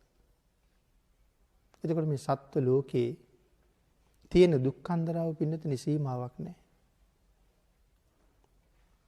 සමහර සත්තු ඔය බැටළුවෝ වගේ කකුල් දෙකෙන් එල්ලලා සමහර රටවල් වල ඇස් දෙකට පිහියෙන් අනිනවා. එතකොට ඒ ඇස් දෙකට පිහියෙන් ඇනලා එතනින් ලේ ටික වැක්කිරිලා ගිහිල්ලා ලේ නැතුව හිඳිලා වේලිලා තමයි මැරෙන්නේ. මේ මිත්‍යා දෘෂ්ටික මිනිස්සුන්ගේ මතයක් තියෙනවා දුක් විඳලා මැරුණාම මේ මස් හරි රසයි කියලා. හාවෝ වගේ සත්තු අපි දකිනවා මොන තරම් ලස්සනට හදනවද? මේ රටවල් වලත් එහෙම ඇති. අපේ රටෙත් එහෙම තියෙනවා. අපිත් ඔය ලොකු අඹේ වෙල වාගේ තැන්වල හාව් හදනවා වෙනම. හරක් වෙනම හදනවා, හාව් වෙනම හදනවා. හැබැයි දැල් සහිත කූඩුවක දාලා ඉන්නේ එළියට යන්න බෑ. හැබැයි හොඳට කාලා පුළුන් කොට්ට වාගේ ලොකුයි. නිසි කාලේ එනකොට ඒගොල්ලෝ එහෙමමයි. හුඟක් වෙලාවට බෙල්ල වටේට හැම කපලා අපි අර ටී-ෂර්ට් එකක් ගලවනවා වගේ පන පිටින්ම තමයි හැම ඇදලා ගන්නේ. රතු පාට මස් කඳ විතරක් පේන්නේ. හැම වෙනම ගන්නවා. දුක්ඛන්දරාව කොහොම දරනවද? එතකොට මේ කතා කරන මමත් අහගෙන ඉන්න ඔබත් මේ සංසාරේ ඔහොම ජීවිත ගත කරලා නැද්ද? අපේ භාග්‍යතුන් වහන්සේ ඒ පිළිබඳව කරුණු දැක්වුවේ මෙහෙමයි. හරකෙක් වෙලා ඉපදිලා ඔබේ මගේ බෙල්ල කපාපු තැනින් ගලාගෙන ගියපු රුධිර ධාරාව මහ මුහුදේ ජල කඳට වඩා වැඩි කියලා. මහා සාගරයේ මොනතරම් ජලස්කන්ධයේද? පින්තුනි, සාගරයේ ඔක්කොම අපි දැකලත් නැහැ. අපේ ඇහැට මහ මුහුද පේන්නේ ටිකයි. ඒ පේන ටිකේ කොච්චර වතුර තියෙනවද? මහ හඬක් නගාගෙන නැගිලා ඇවිල්ලා පෙරලෙන එක රළ ගෙඩියක තියෙන වතුර බැරල් ගානට එකතු කරුවොත් බැරල් කීයක් එකතු කරන්න එක රැල්ලක වතුර තියෙනවද? එතකොට මගේ ඇහැට පේන ප්‍රමාණය මුළු මහා සාගරය ගැන කතා කරනකොට භාග්‍යතුන් වහන්සේ දේශනා කළේ හරකෙක් වෙලා බෙල්ල කපාපු තැනින් ගරාගෙන ගියපු ඒ හරක් ලේ මහා සාගරයේ ජල කඳට වඩා වැඩි කියලා. ඒ ඔබ හරකෙක් වෙලා ඉපදිච්ච කාලේ මම හරකෙක් වෙලා ඉපදිච්ච කාලේ. මේ අනාදිමත් කාලයක් සංසාරයේ සාගර ජලයට වැඩියේ ලේ සාගරයක් පුරවන්න අපි කොයිතරම් ඈත එනවද? ඒ එන සංසාරේ කී වතාවක් හරක් වෙලා ඉපදෙන්නේ නැද්ද? ලෞතර බුදුරජාණන් වහන්සේලා කී දෙනෙක් නම් ඔබත් මමත් දකින්නේ නැද්ද? මෙච්චරයි කියලා සීමාවක් කියන්න බෑ. අපිට මේ කරුණු ටික අද කියලා දෙන්නේ අපේ භාග්‍යතුන් වහන්සේ. අපි සංසාරයෙන් එතර කරන්න මේ සසර දුක දැකලා අති දීර්ඝ කාලයක් පාරමිතා පුරලා ලෞතර බුදු වෙච්ච මේ මහෝත්තමයන්න් වහන්සේට ඔබත් මමත් මේ සංසාරේ කී පාරක් තාත්තේ කියලා ඇද්ද? අම්මේ කියලා ඇද්ද? මේ සංසාරේ තරම්ම දිගයි. උන්වහන්සේගේ දරු වෙලා අපි කොච්චර ඉපදිලා ඇද්ද? උන්වහන්සේ ඔබේ මගේ දරු වෙලා කොයිතරම් ඉපදිලා ඇද්ද? නමුත් සංසාරේ දුක මනාව අවබෝධ කරලා අපිට මග කියලා උන්වහන්සේ සසරින් එතර වුණා. නමුත් අපි තාමත් මේ සංසාරේ. ඒ මනුස්ස වෙච්ච කාලවල එහෙනම් තිරිසන් ආත්ම කොච්චර තියෙන්නේ නැද්ද? කල්ප කෝටි කීයක් මේ ගමන අපි එනව ඇද්ද? අපේ භාග්‍යතුන් වහන්සේ දේශනා කළේ මේ සංසාරයගේ පෙර කෙරවලත් පසු කෙරවලත් පණවන්න පුළුවන්කමක් නැහැ කියලා. පණවන්න බෑ කියලා සඳහන් කළේ භාග්‍යතුන් වහන්සේ ඒ කෙරවල දකින්නේ නැහැ කියන එකද? අපේ සංසාරේ පටන් ගත්ත හැටිත් කවදා හරි නිමා වෙන හැටිත් බුදුරජාණන් වහන්සේ හොඳටම දන්නවා. එහෙනම් පණවන්න බෑ කියලා කිව්වේ.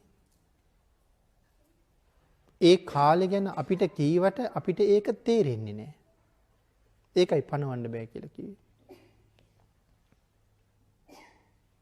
අනමතග්ගෝ යං සංසාරේ පුබ්බා කෝටීන පඤ්ඤායිති. මහණෙනි මේ සසර කෙරවල පණවන්න පුළුවන්කමක් නැහැ. පුබ්බා කෝටීන පස්සති කියලා කිව්වනම් මහණෙනි මේ සසර කෙරවල දකින්න බෑ. නමුත් පස්සති කියලා නෙමෙයි දේශනා කළේ න පඤ්ඤායිති කියලා පණවන්න පුළුවන්කමක් නැහැ. අපිට තේරෙන්නේ නැහැ. අපිට අසංඛ්‍ය කියලා කියහම අසංඛ්‍ය තේරෙන්නේ නැහැ. එහෙමනම් සසර ගැන කියන්න ගියහම අසංඛ්‍ය ඊවල් කීයක් කියන්න වෙයිද? ඒක කොහොමවත් තේරෙන්නේ නැහැ. මේ එන ගමන් මගේ අපි මේ ජීවිතේ අම්මේ කියලා කතා කරන අපේ අම්මා මීට කලින් කොච්චර අපිට හම්බ වෙලා ඇද්ද? ඒකත් භාග්‍යතුන් වහන්සේ කොහොමද කරුණ දැක්ුවේ? මේ ජීවිතේ අම්මා මැරුණහම දුකට අඬනවා. මේ අම්මා වෙනුවෙන් ඒ වගේම පෙරත් අඬලා තියෙනවා. බුදුරජාණන් වහන්සේ කරුණ ගෙන හැර දක්වන්නේ මේ අම්මා වෙනුවෙන් මම අඬලා තියෙන තරම්. හැබැවින්ම මහ මුහුදේ ජලයට වඩා වැඩියෙන් ඇය වෙනුවෙන්ම මම අඬලා තියෙනවා කියලා. එතන සූත්‍රයේ දක්වන්නේ තිස්සා කියන මව වෙනුවෙන් සාගර ජලයේ පරයන් අඬලා තියෙනවා කියලා. එහෙනම් මේ ජීවිතයේ ඔබටත් මටත් අම්මා කෙනෙක් ඉන්නවා. ඇය වෙනුවෙන් පෙර අඬපු ප්‍රමාණය යෝ සඳහන් කළේ. කඳුළු සාගරය සඳහන් කරන සාගරයට වැඩි කියලා. අපේ පින්නතුන් හිතන්නකෝ මේ ජීවිතේ අම්මා නැති වුණා නම් අපි අඬාපු කඳුළු පොඩි වීදුරුවක් පිරෙන්න අඬන්න පුළුවන්ද කියලා. කුඩා වීදුරුවක් පිරෙනවද අපි අම්මා වෙනුවෙන් අඬහම? අම්මා මැරුණ දවසට වීදුරුවක් පිරෙන්න අඬන්න බෑ අපිට. කඳුළු වීදුරුවක් පිරෙන්නේ නැහැ ඇඬුවා කියලා. කුඩා වීදුරුවක් පිරෙන්න එක භවයක අඬන්න බැරි නම් මහා සාගරයේ ජලයට වඩා වැඩියෙන් කඳුළු එකතු වෙන්න මොන තරම් කාලාන්තරයක් ඇය වෙනුවෙන් මඩන්න ඇද්ද? සංසාරේ දුර කොයි තරම් ඈතද හිතන්න ගියත් උම්මත්තක වෙනවා. එතකොට අපි මේ අද ඊයේ ඉඳලා එන පිරිසක්ද මේ ඉන්නේ? ඒකයි මම සඳහන් කළේ බුදුරජාණන් වහන්සේලා කෝටි කීයක් අපිට මග ඇරෙන්න ඇද්ද කියලා. නමුත් උන්වහන්සේලා අපිට මග දේශනා කරලා පිරිනිවන් පවදාලා අපිට තාමත් සංසාරයෙන් එතර යන්න බැරි වුණා. මේ ජීවිතේ තාත්තා වෙනුවෙන් කොච්චර අඬලා ඇද්ද? ඔය තුරුල් කරගෙන ඉන්න දරු පැටවුන්ට කී කාලයක් අම්මේ කියලා කතා කරලා ඇද්ද? අද හුරතල් දරුවා. නමුත් පෙර භවයක ඇය සහ ඔහු මගේ අම්මා සහ තාත්තා. අද මම ඒ අයගේ තාත්තා. තව භවයක ඒගොල්ලෝ මගේ තාත්තා. එහෙනම් මේ සම්බන්ධතාවයේ කොයි තරම් කාලයක ඉඳලා එනවද? ඒ හලාපු කඳුළු විතරක් නෙමෙයි. අන්තර් කල්පයක් තුල අපි මොනතරම් ඉපදෙන්නේ නැද්ද? අන්තර් කල්පයක් කියලා කියන්නේ මහා කල්පයේ ඇතුලේ තියෙන පුංචිම පුංචි කාලයක්. මහා කල්පයේ හැටියට. මහා කල්පයක් ඇතුලේ අන්තර් කල්ප තියෙනවා 256ක්. ඒ එක අන්තර් කල්පයක අපි මොනතරම් මෙරි ඉපදෙන්නේ නැද්ද? මේ ධර්මයේ පැහැදිලි කරන හැටියට මේ අන්තර් කල්පයේ ඇතුලේ මදුරු අපෙන් ලේ බීලා තියෙනවා කියලා සඳහන් කරන්න ඕනේ සාගර ජලයට වැඩිය. එක අන්තර් කල්පයක මදුරුව බීපු ලේ මහා සාගර ජලයට වඩා වැඩි. ඒ කියන්නේ මදුරුවන්ට නිතරම ලේ දුන්නද අපි? මදුරුවන්ගෙන් බේරෙන්න කොච්චර ක්‍රම පාවිච්චි කළාද? එළිය පහළියේ ඉන්නකොට ඇඟේ වැහුවොත් පන්නලා දානවා. සමහර අය මරලා දානවා. සමහර වෙලාවට තද නිින්දේ ඉන්න වෙලාවක තමයි ඇවිල්ලා ලේ බීලා යනවා නම් බීලා යන්න තියෙන්නේ. එහෙම බීපු ලේ මහා සාගර ජලයට වඩා වැඩියෙන් බීවා කියලා සඳහන් කරනවා එක අන්තර් කල්පයක් ඇතුලේ. එතකොට මහා කල්පයක් ඇතුලේ කොහොම වෙන්නේ ඇද්ද? මහා කල්ප අසංඛ්‍ය ගණන් මේ සංසාරේ අපි ඇවිදිනකොට මොන තරම් දුක්ඛිත ජීවිත ගත කරන්නේ ඇද්ද? තිරිසන් ලෝකවල ඉපදිලා විතරද අපි දුක විඳලා තියෙන්නේ? ඒ මනුස්ස ජීවිතවල ඉපදිලා කොච්චර ගුටි කාලා මැරිලා ඇද්ද? කොච්චර කඩු වලින් කොටලා මරලා ඇද්ද? මොනතරම් පිහිය වලින් ඇනලා මරලා ඇද්ද? කොයිතරම් කෑලි කපලා මරලා ඇද්ද? කැපෙන්නේ නැති පිහියක් බෙල්ලට තියාගෙන විනාඩි ගණන් අතුල්ලලා බෙල්ල කපලා කොච්චර මරලා ඇද්ද? අනාගතයේට එහෙම සිද්ධ වෙන්න කොයිතරම් ඉඩකඩ තියෙයිද? ඒ තරම් මහ පුදුම දුක්ඛිත සංසාරයක්. සමහර වෙලාවට තිරිසනෙක් මැරෙනවට වඩා වද සහිතව අපි මැරෙනවා. මේ සැපයි කියලා ගෙවන ජීවිතේ මොන තරම් දුක් සහිත තත්වයන්ට මුහුණ පාන්න වෙනවද? මේ සියල්ල එකතු කරගෙන තමයි භාග්‍යතුන් වහන්සේ සඳහන් කළේ සසර බොහොම දුකයි කියලා. ඔබට මට තේරෙනවට වඩා භාග්‍යතුන් වහන්සේගේ අති උතුම් වූ සර්වඥතා ඥාණයෙන් මේ සංසාරේ දකින්න. අපි විඳලා තියෙන දුක් ප්‍රමාණයත් අනාගතයේ විඳින ප්‍රමාණයත් දකින්න. අද මෙහෙම මනුස්ස ජීවිත ගත කරන අපි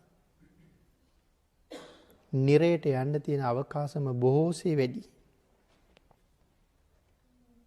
නරක දුක්ඛය බොහෝම භයානකයි. ඒක භාග්‍යතුන් වහන්සේම පැහැදිලි කළා. නිරේ කොයි තරම් දුක් සහිතද කියලා. නිරේවල් කීයක් පිළිබඳව භාග්‍යතුන් වහන්සේ කරුණු දැක්වාද? මහ නිරේවල් 8ක් පිළිබඳව කරුණු පැහැදිලි කළා. සංජීවය, කාලසූත්‍රය, සංඝාතය, රෞරවය, මහා රෞරවය, තාපය, මහා තාපය, අවීචිය. මහ නිරේවල් 8. මේ එක නිරයක් වටේට පුංචි නිරේවල් තියෙනවා 16ක්. හතර පැත්තේ එක පැත්තක හතර පොඩි නිරේවල් 16ක් තියෙනවා. ඒ කුඩා නිරේවලට කියන්නේ ඔසුපත් නිරය කියලා. එතකොට 16 වරක් 8 128යි. අර ප්‍රධාන 8යි 136යි. එතකොට මුළු නිරේවල් ප්‍රමාණය 136ක් බව ධර්මයේ සඳහන් කරනවා. හැබැයි තවත් ඔබ ධර්මයේ අධ්‍යයනය කරන්න පටන් ගත්තොත් තව ඔසුපත් නිරයන් පිහිටලා තියෙන හැටි වෙනම ධර්මයේ සඳහන් වෙච්ච තැන් තියෙනවා. මේ 136ට අමතරව. මේ මහ පොළොව උඩත් ඔසුපත් නිරයන් තියෙනවා කියලා සඳහන් කරනවා අපිට පේන්නේ නැහැ. මහා සාගරයේ උඩත් ඔසුපත් නිරයන් තියෙන බව සඳහන් කරනවා අපිට පේන්නේ නැහැ. පව්කාරයන්ට පේනවා. ඒ අර එක ජාතක කතාවක එහෙම කරුණු සඳහන් කරනවා. නැවේ පිරිසක් වෙළඳාම යනවා. සාගරයේ මැද්දේ නැව නතර වෙනවා. කාර්මික දෝෂයක් තියෙනවද කියලා හොයලා බැලුවා කිසිම කාර්මික දෝෂයක් නැහැ. අන්තිමට පිරිස තීරණය කරනවා මේ නැවේ මහ පව්කාරයෙක් ඉන්නවා. ඒ පව්කාරයා අයින් කරපු දවසට නැව ගමන් කරනවා. දැන් කොහොමද පව්කාරයා හොයන්නේ? සියලු දෙනාම තීරණය කරලා කුසපත් අදිනවා. එක පුද්ගලයෙකුට අපරාධකාරයා කියන කුසපත එකපාරක් ලැබුණා. ඒක අහඹුවක් වෙන්න පුළුවන්. ඒ නිසා දෙවනි පාරත් යෙදුවා. දෙවනි පාරත් ඔහුටමයි. තුන්වෙනි පාරත් යෙදුවා. තුන්වෙනි පාරත් ඔහුටමයි. ඒ නිසා තීරණය කළා එහෙනම් මොහු තමයි නැවේ ඉන්න බරපතල පව්කාරයා. ඔහු නැවින් එළියට දැම්මා. ඊට පස්සේ නැව ගමන් කරන්න පටන් ගත්තා. දැන් මේ පුද්ගලයා පීනගෙන යනවා. යනකොට එයාට හම්බ වෙනවා විමාන ප්‍රීතිය.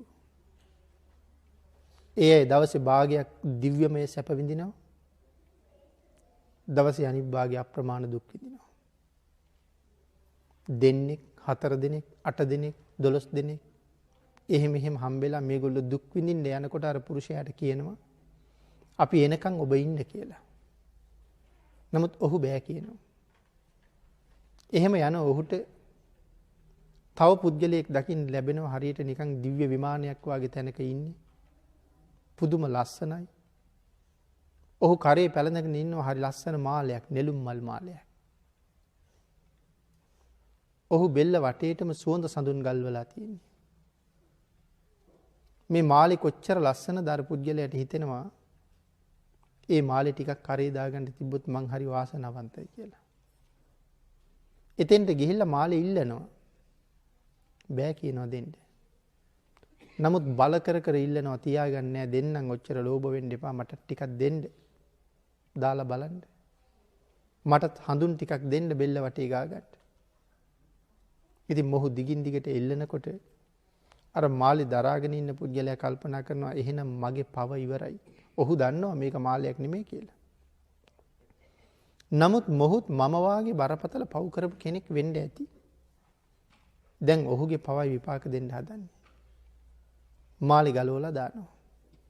හැබැයි ඉතින් දානකොට නම් හිස කපාගෙන, කන් කපාගෙන, නහය කපාගෙන පල්ලෙහාට වැටෙනවා මාලි බෙල්ලට. වටේටම ලේ පෙරෙනවා. අර සුවඳ සඳුන් නෙමෙයි පේන්නේ, ලේ වැක්කිරෙනවා පේන්නේ. පව නිසා ඔහුට පේන්නේ අඳුන් ගාලා වගේ. මේක නෙළුම් මල් නෙමෙයි මේක තනිකරම දැලි පිහිය වලින් හදපු මාලයක්. ආන් එහෙම මාල වලට තමයි කියන්නේ උර චක්‍ර මාල කියලා. සමහර අයගෙන් අපිට දිගට කරදර වෙනකොට අපි කියන්නේ මං නම් කරේ දාගත්තේ මහ උර චක්‍ර මාලයක් කියලා. එහෙම කියන අවස්ථා තියෙනවා. නමුත් උර චක්‍ර මාලය කියන්නේ මෙන්න මෙහෙම එකට. සැපක් නෑ. කෑ ගහනවා ගලවන්න කියලා. දැම්මට පස්සේ ගලවන්න බෑ. මොකද්ද මේ කරලා තියෙන පව? තමන්ගේ අම්මට ගහලා තමයි නැව් නැගලා තියෙන්නේ. කරින් උර චක්‍ර මාලේ දරපු කෙනත් අම්මට ගහලා ආපු කෙනෙක්. මොහොත් අම්මටම ගහපු කෙනෙක්. එතකොට මේ කරුණ ඔස්සේ සියල්ල විස්තර නොකලට හිතන්න බොහෝ දේවල් තියෙනවා. බණක් අහනවා කියලා කියන්නේ ටිකක් අහලා හුඟක් හිතන්නයි තියෙන්නේ. මනාව ශ්‍රවණය කරපු කෙනා ඒකින් ජීවිතයට බොහෝ අවවාද ගන්නවා. ඉතින් අන්න එහෙම තියෙන ඔසුපත් නිරයන් පිළිබඳව විශේෂයෙන් මේ 136 ඇතුලේ සඳහන් කරලා නැහැ. නමුත් ධර්මයේ තැන් තැන් වල පැහැදිලි කරනවා. සමහර මහ නිරයවල් ඇතුලේ වෙන් වෙච්ච වෙන වෙනම පොඩි පොඩි කාමර වගේ ඔසුපත් නිරයන් තියෙනවා.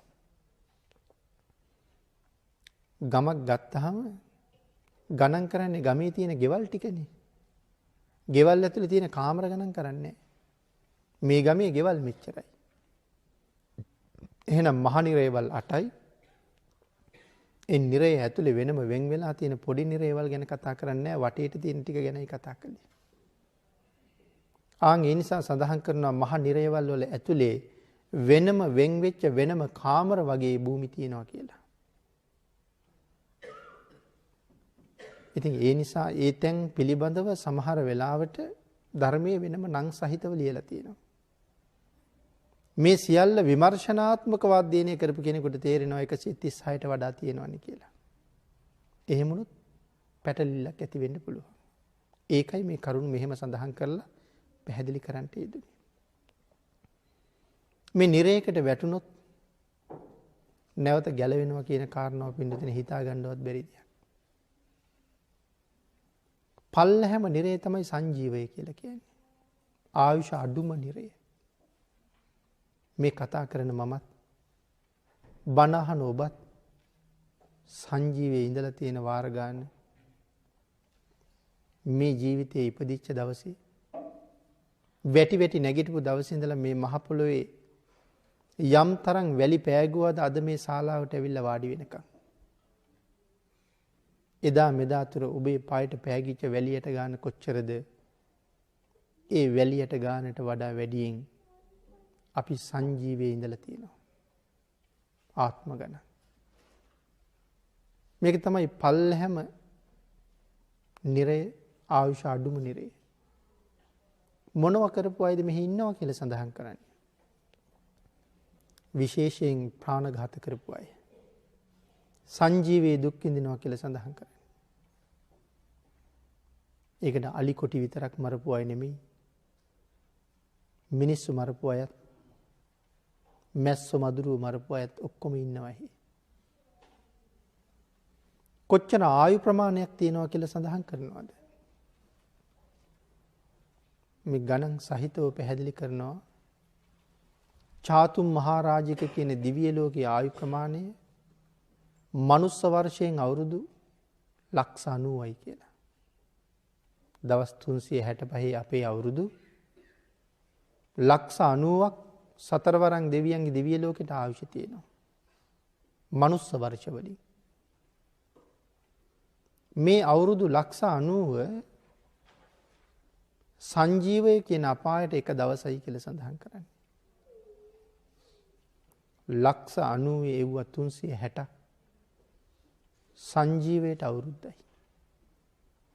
90 එව්ව 360 සංජීවයට අවුරුද්දයි. එවන් අවුරුදු 500ක් සංජීවයට අවශ්‍ය තියෙනවා. මනුස්ස වර්ෂ වලින් සඳහන් කෙරුවොත් බිලියන 1620ක් විතරයි. සංජීවයේ ආයු ප්‍රමාණය. අය මගදී එන්න වෙන්නේ නැහැ. එහෙමනම් අද මැස්සන්ට මදුරුවන්ට ගහනකොට මැස්සෝ වැඩි හින්දා මැස්සන්ට වහ තියෙනකොට කැරපොත්තන්ට කෘමියන්ට වහ දානකොට කල්පනා කරන්න වෙන්නේ මේ සා දීර්ඝ කාලයක් දුක් විඳින්න තරම් වටිනවද මේ වැඩි කියලා. මදුරුවෙකුට ගහන එක මේ තරම් කාලයක් දුක් විඳින්න තරම් වටිනවද කියන තැනට යන්න වෙන්නේ. එතකොට විවිධ ප්‍රශ්න ගොඩක් එන්න පුළුවන්. එතකොට මදුරුව අපිට කනවා. එතකොට ලෙඩ හැදෙනවා. අපි මදුරුවාට ගහනවා. කවුද මේ මදුරුවා වෙලා ඉපදිලා තියෙන්නේ? පෙර ඔබ මම වගේම ජීවත් වෙච්ච කෙනෙක්. මිනිස්සු වෙලා ඉපදුනා. රට රාජ්‍යවල කටයුතු කළා. ඉගෙන ගත්තා. ගෙවල් දොරවල් හදාගත්තා. දූදරු ආවාහ විවාහ වුණා. දූදරු හදාගත්තා. සම්පත් එකතු කරගත්තා. ප්‍රීති වුණා, සතුටු වුණා. කරන්න ඕන හැම දෙයක්ම නිසි කාලෙට නිසි වෙලාවට කරගත්තා. මොනවද අමතක වෙලා තිබිලා තියෙන්නේ? හැමදේම කරන්න මතක තිබුණා. සිල් රකින්න විතරක් අමතක වුණා. ඒකේ ප්‍රතිඵලය තමයි තිරිසන් ආත්මය උපද්දවලා තියෙන්නේ. එතකොට මේ මදුරුවත් පෙර අපිටත් හඬ නග නගා පහර දෙන්න ඇති. අතේ ඉඳලා අනික් අතින් ගහනකොට සද්දයක් ඇහෙනවා. එතකොට අද ඒ මදුරුවත් ඒ හඬ නගලම තැලෙනවා. පෙර ඔහුත් හඬ නගලම පහර දීලා තියෙනවා. තලල මැරුවොත් තැලිලමයි මැරෙන්නේ. ඒක තමයි විශ්ව න්‍යාය ධර්මයාගේ නීතිය. තැලුවොත් තලනවා. කැපුවොත් කපනවා. ඇන්නොත් අනිනවා. ගැහුවොත් ගහනවා. වහ කැව්වොත් වහ කවනවා. ගිනි තිබ්බොත් ගිනි තියනවා. එහෙම තමයි මරන්නේ. ඒක මේ න්‍යාය ධර්මයාගේ හැබෑ ස්වභාවය. ස්වභාව ධර්මය කියලා කියන්නේ පුදුම ඍජු නීති රීති පද්ධතියක් අනුව ක්‍රියාත්මක වෙන දෙයක්. හැබැයි අපි හිතුවේ නෑ ස්වභාව ධර්මය එහෙමද කියලා. භාග්‍යතුන් වහන්සේගේ අති උතුම් ධර්ම රත්නය කියලා කියන්නේ හැබැවින්ම ස්වභාව ධර්මයම තමයි. ඒක ශ්‍රී මුක ධාතුවෙන්ම භාග්‍යතුන් වහන්සේ පැහැදිලි කළා. මේ ස්වභාවය තමයි ආනන්ද මම හොයලා තියෙන්නේ. මේ හැබෑ ස්වභාවය කාලයක් යනකොට වැහිලා යනවා. මිනිස්සු පව පින ගැන දන්නේ නැතුව යනවා. ඒ නිසා මිනිස්සු පවුම කරනවා. කාලේ වැලි තලාවෙන් වැහිලා ගියපු මේ කාරණා ටික නැවත ඉස්මතු කරලා ලෝකෙට පැහැදිලි කරලා මිනිස්සු වැරදි කරන එකෙන් බේරගන්න ලෞතුරා බුදු කෙනෙක්ම පහළ වෙන්න ඕනේ. මේ සංසාරේ මිනිස්සු දුක් විඳින්නේ ඇයි කියන කාරණාව තමයි හොයලා තියෙන්නේ. පින්තුනි දෙවනි නිරය කාල සූත්‍රය. කොච්චර අවශ්‍ය තියෙනවා කියලා සඳහන් කරනවාද? දෙවෙනි දිව්‍ය ලෝකේ තව්තිසාව සක්‍ර දේවේන්ද්‍රයන් වහන්සේ වැඩ ඉන්න දෙව්ලොව. ආයුෂ ප්‍රමාණය සඳහන් කරන්නේ මනුස්ස වර්ෂයෙන් අවුරුදු 3 කෝටි 60 ලක්ෂයයි කියලා. ඒ 3 කෝටි 60 ලක්ෂයේ දෙවනි අපායට එක දවසයි. තුන්වෙනි දිව්‍ය ලෝකයේ යාමය අවුරුදු 14 කෝටි 40 ලක්ෂයයි. තුන්වෙනි අපායට එක දවසයි. හතරවෙනි දිව්‍ය ලෝකයේ තුසිත අවුරුදු 57 කෝටි 60 ලක්ෂයයි. හතරවෙනි අපායට එක දවසයි. ඒ ආයුෂය. පස්වෙනි දිව්‍ය ලෝකයේ අවුරුදු 230 කෝටි 40 ලක්ෂයයි. නිම්මාන රතිය. විශාකා මහ උපාසිකාව එහෙම මේ කාලේ නිම්මාන රතිය සුනිර්මිත මහරජුරුවන්ගේ අගමෙහෙසිය හැටියට ජීවත් වෙනවා කියලා සඳහන් කරන්නේ. ඒ සසර පින් කරපු අය. සසර පව් කරපු අය. ඒ අවුරුදු 230 කෝටි 40 ලක්ෂයක් ආයුෂය පස්වෙනි අපායට එක දවසයි. සැපයෙන් ඉහළම දිව්‍ය තලයේ පරිනිම්මිත වසවර්තිය. මනුස්ස වර්ෂයෙන් ආයු ප්‍රමාණය අවුරුදු 921 කෝටි 60 ලක්ෂයක්. 6 වෙනි අපායට ඒක එක දවසයි. දිව්‍ය ලෝක නම් 6යි තියෙන්නේ. අපායවල 8ක් තියෙනවා. 7 වෙනි අපායේ ආයු ප්‍රමාණය සඳහන් කරන්නේ අන්තර්කල්ප භාගයයි කියලා. 8 වෙනි එක අවීචිය. අවීචිය ආයු ප්‍රමාණය සඳහන් කරලා තියෙන්නේ අන්තර්කල්ප 1යි කියලා. මනුස්ස වර්ෂය කොච්චර කාලයක් අන්තර්කල්පයක් කියලා සඳහන් කරනවද? අසංඛ්‍ය 86 ලක්ෂ 40000ක්. 1.140 ඒවා 86 ලක්ෂ 40000ක් අවීචයට ආයුෂ. ඒ තරම් දුක් සහිත තැනක ඉපදෙන්න මෙහි ඉඳලා කරන වැඩ වටිනවද කියලා තමයි හිතන්න තියෙන්නේ. මේ සංසාර ගමනේ අපි දුක් විඳින තැන්. හැබැයි ඔබයි මමයි අපි කවුරුවත් අවීචියේ නොගිය අය කියලා හිතනවද? මුලින් සඳහන් කළ උදාහරණයම තමයි කියන්න තියෙන්නේ. මේ සංසාරේ එච්චර දුක් විඳ අපි. එහෙම දුක් විඳලා මේ මනුස්ස ජීවිතයක් ආයේ හම්බ වෙලා තියෙන්නේ පෙර කරපු පින් විපාක දීලා. මේ තරම් උතුම් ජීවිතයක් දෙවියන්ට බඹුන්ට පවා ළඟා වෙන්න බැරි තැන් වලට යන්න පුළුවන් ජීවිතයක් මනුස්ස ජීවිතයක් කියන්නේ. දෙවි කෙනෙකුට බ්‍රහ්මයෙකුට පසේ බුදු වෙන්න පුළුවන් කමක් නැහැ. දෙවි කෙනෙකුට බ්‍රහ්මයෙකුට ලෞතුරා බුදු වෙන්න පුළුවන් කමක් නැහැ. එහෙම අරමුණක් අදහසක් තියෙනවා නම් මනුස්ස ජීවිතයක් ලබලමයි මුදුන්පත් කරගන්න වෙන්නේ. එහෙනම් එක අතකින් බලහම මොන තරම් ශ්‍රේෂ්ඨද මේ ජීවිතේ. නමුත් හුඟක් කල් පවතිනවද? එච්චර කල් පවතින්නේ නැහැ. ආන් ඒ නිසා වහ මේ අවස්ථාවෙන් ප්‍රයෝජන ගන්න අපි හැමෝම වීරිය වඩන්න ඕනේ. බුදුරජාණන් වහන්සේට අපි කීකරු වෙන්න ඕනේ. සංසාරේ කීකරුුනේ නැතුව ඇති.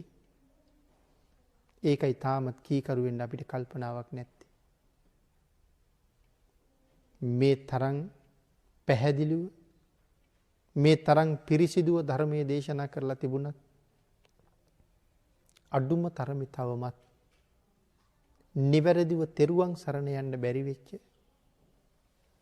ඒත් බෞද්ධයයි කියලා හිතාගෙන ඉන්න තවම පන්සිල් පද 5 ආරක්ෂා කරගන්න බැරි වුණ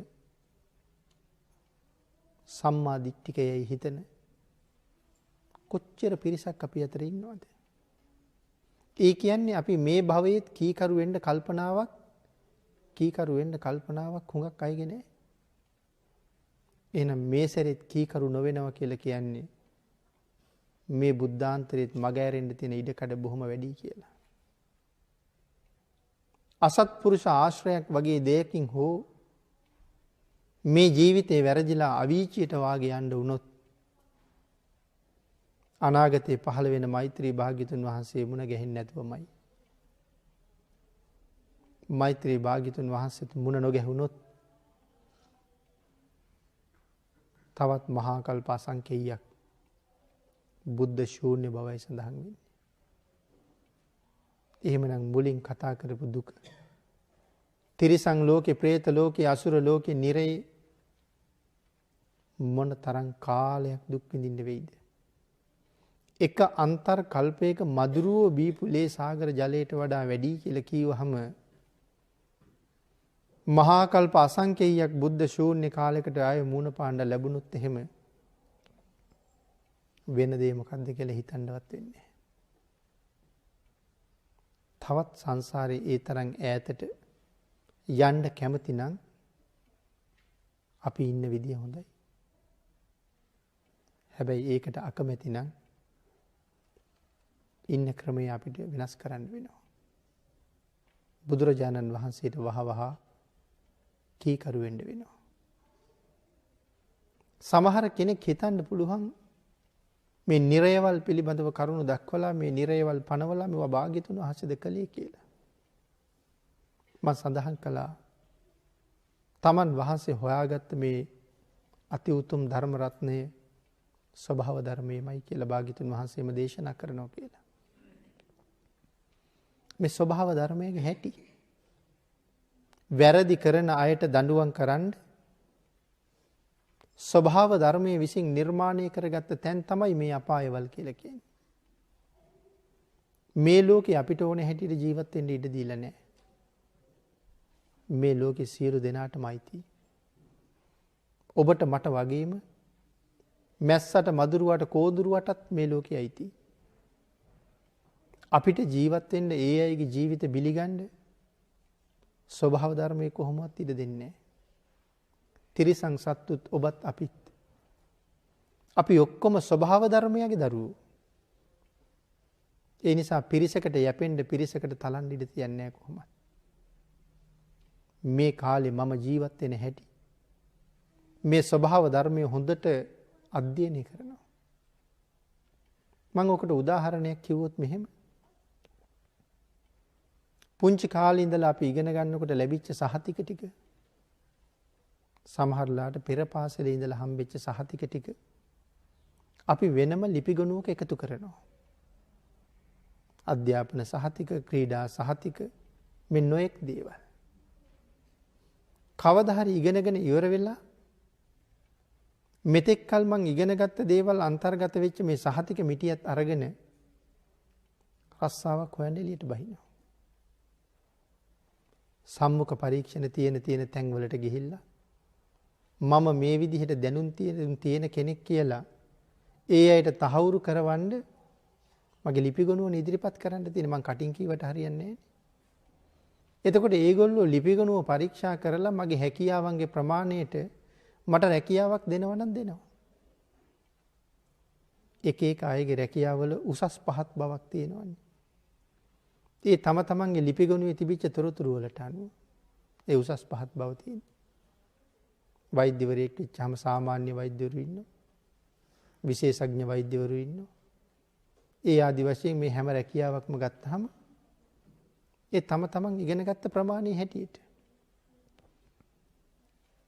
අපි එහෙම ලිපිගොනු හදන අතරේ මව්කුසෙන් එළියට ආපු දවසේ ඉඳලා මේ ලෝකෙන් පිට වෙලා යන දවසේ එනකන් මම පිළිබඳව සූක්ෂම ඇහැක් හෙලාගෙන ඉන්න ස්වභාව ධර්මය මගේ තොරතුරු පිළිබඳවත් ලිපිගොනුවක් හදලා තියෙන්නේ. කවදා හරි දවසක මෙහෙන් පිට වෙනහම අනිවාර්යෙන් තව තැනක උපදින්න මෙපෙයි. ඒක භාග්‍යතුන් වහන්සේ අපිට පෙන්නලා තියෙනවා. මරුණ කෙනා ආපහු උපදිනවා. ඒක කෙනෙක් පිළිගත්තත් නැතත් ඒක එහෙමමයි. හැබැයි මම ආයෙ උපදින්නේ කොහෙද? මගේ ඇඟ තීරණය කරන්නේ කොහොමද? මම මෙහෙන් මැරිලා එහෙ යන්න කලින් මගේ තොරතුරු ටික එහෙ ගිහිල්ලායි තියෙන්නේ. ආන්ගේ තොරතුරු ටිකට අනුව තමයි මට හම්බ වෙන ඇඟ තීරණය වෙලා තියෙන්නේ. ඒ ඇඟ අසූචි ගොඩක් උඩ ඉන්න ඉහෙනෙකුගේ ඇඟක් වෙන්නත් පුළුවන්. නූල් කෑල්ලක එල්ලිලා ඉන්න කෝඳුරුවෙකුගේ ඇඟක් වෙන්නත් පුළුවන්. එහෙම නැත්නම් අත් දෙකක් නැති, කකුල් දෙකක් නැති, දිගට දිගේ ඇදිලා යන සර්පයෙකුගේ, පණුවෙකුගේ ඇඟක් වෙන්නත් පුළුවන්. වරල් ගහ ගහ වතුරේ ඇවිදින මාළුවෙකුගේ ඇඟක් වෙන්නත් පුළුවන්. වැසිකිලි වලක අසූචි අනුභව කරන කෙනෙක් වෙන්නත් පුළුවන්. පාරයිනේ තියෙන අසූචි ගොඩක හැදිලා ඒකම කාලා ඒක වේලෙනකොට ඒකම වේලිලා මැරිලා ඉතා කෙටි කාලයකින් ජීවිතය අවසන් කරන කෙනෙක් වෙන්නත් පුළුවන්. කොහොම ඇඟක් තීරණය කරයිද කියන කාරණාව දන්නේ නැහැ. මේ වෙනකොට ඒ ලිපි ගොනුව කොහොම පිරීලා තියෙනවද දන්නේ නැහැ. ඒක හොඳ දේවල් වලින් පිරීලා තියෙනවා නම් හරි සතුටුයි. නමුත් ඒක කොහොම පුරවලා ඇද්ද කියන කාරණාව මම සහ මගේ හෘද සාක්ෂිය දන්නවා. ඒට එකඟ වෙලා වහවහ වෙනස් කළ යුතු දේවල් තියෙනවා නම් අපි වෙනස් කරමු. සතුටින් එකතු කළ යුතු දේවල් තියෙනවා නම් තව තව එකතු කරමු. මේ අති භයානක සංසාර ගමන වහවහ කෙරවල කරගන්න විශ්වයට පහළ වුණ සම්මා සම්බුද්ධ නම් අති උතුම් මනුෂ්‍ය රතනය දේශනා කරපු මගට එළඹෙන්න පුළුවන් වෙච්ච කෙනා මේ භයානක සංසාරයෙන් ඉක්මනට ඈතර යනවා. උන්වහන්සේට කීකරු වෙච්ච කෙනා සැපත් විඳිමින් පිනුත් කරමින් සැපත් විඳිමින් කෙලවර උතුම් නිවන් සුවයෙන්ම සැනසෙනවා. අපි හැමෝගෙම පරමාර්ථය නරක තිරිසන් പ്രേත අසුර කියන සතර අපායට නොයන එක. හැබැයි කලක පින් කරලා අපි බඹලොවත් හිටියා. දිගටම පවතින්න බැරි වෙච්ච නිසා අපි බඹලොවින් බැස්සක් දෙව්ලොවට. 6 වෙනි දිව්‍ය ලෝකේ ඉඳලා අපි ක්‍රමක්‍රමයෙන් චාතුම් මහා රාජිකයට එනකම් ආවා. ඒ ආවේ ඒ තැන්වල පවතින්න පුළුවන් ශක්තිය නැති හින්දා. ඒ තැන්වල ඉන්න තියෙන පින් අඩු වෙනකොට අපි පල්ලහැයකට බහිනවා. එහෙම බැහැලා ඇවිල්ලා චාතුම් මහා රාජිකෙත් ඉන්න බැරි හින්දා තමයි මෙහාට බැහැගත්තේ. දැන් අපි මනුස්ස ලෝකේ නැමැති සුගතියට බැහැලා ඉන්නවා. හරියට නිකන් ඉනිමගක බැහැගෙන එනවා වගේ ගමනක් ඇවිල්ලා තියෙනවා. හැබැයි තවත් බහින්ද මේ ඉනිමගේ පොළු 4ක් තියෙන බව අමතක කරන්න එපා. මෙතනදී භාග්‍යතුන් වහන්සේට කී කරුණු වුණොත් අර 4න් තැනකට බහින්න වෙන්න පුළුවන්. ඒ තමයි නිරය, තිරිසන්, പ്രേත, අසුර. අකමැතිද? අකමැති නම් මේ මෙතන නතර වෙලා ආපහු ඉහළ පඩියට නගින්නයි තියෙන්නේ. හැබැයි ඒකට නගින්න භාග්‍යතුන් වහන්සේට කීකරු වෙලා ඒ උතුම් වචනයට ගරු කරලා ඒ මාර්ගයේ ගමන් කරන්න ඕනේ. එහෙමනම් පින්නතුනි අපි කල්පනා කරමු. මෙතෙක් වෙලා ධර්ම ශ්‍රවණය කළා. මේ කරුණ පැහැදිලි කළේ අපි එන ගමන් මගේ තියෙන ස්වභාවය. උල් මුල් කටු කොහොල් වල ස්වභාවය. ඒකේ තියෙන භයානකත්වය මේ අබමල් රේණුවක තරම් කියලා මුලින් සිහිපත් කළේ එකයි. ඊට වඩා විඳින දුක් අප්‍රමාණයි. ටිකක් අහලා හුඟක් හිතන්න කියලා මම සිහිපත් කළේ එකයි. හෙට එළි වෙන්න කලින්, තව රෑ වෙන්න කලින්, අද ගෙදර යන්න කලින් සමහරලාට ඔය ආසනිය උඩම මේ ආසනිය උඩම මේ ජීවිතේ ඉවර වෙන්නත් පුළුවන්. පින් කරන්න හෙටට කල් තියන්න කොහොමත් බෑ. හිසට ගිනි ගත්ත කෙනෙක් ඒ ගින්න නිමන්න වෙහෙසෙන එක පසෙක දාලා කරගන්න බැරි වෙච්ච කුසල් ටික රැස් කරගන්නයි තියෙන්නේ. ඒ තරම් යහුසුළු වෙන්න. නිවැරදිව තෙරුවන් සරණ යන්න. භාග්‍යතුන් වහන්සේ සැක නොකර, ධර්ම රත්නයේ සැක නොකර, ආර්ය මහා සංඝ රත්නයේ සැක නොකර නිවැරදිවම තෙරුවන් සරණ යන්න. එදාට තියෙනවා මහ පුදුම රැකවරණයක්. උතුම් වූ තිසරණෙහි පිහිටපු කෙනාට විතරයි බෞද්ධ කියලා කිව්වේ. ඒක තහවුරු කරගෙන මනාව පංචශීල ප්‍රතිපත්තියට යන්න. එදාට නම් කොතන මරුණත් කමක් නැහැ. ආන් එවන් උතුම් ආරක්ෂාවක් ඔබේ ජීවිතයට එකතු කරගන්න තුනුරුවන්ගේ අනන්ත ආශිර්වාදයෙන් ශක්තිය, ධෛර්යය, වාග්ය, වාසනාව උදා වේවා කියලා ආශිර්වාද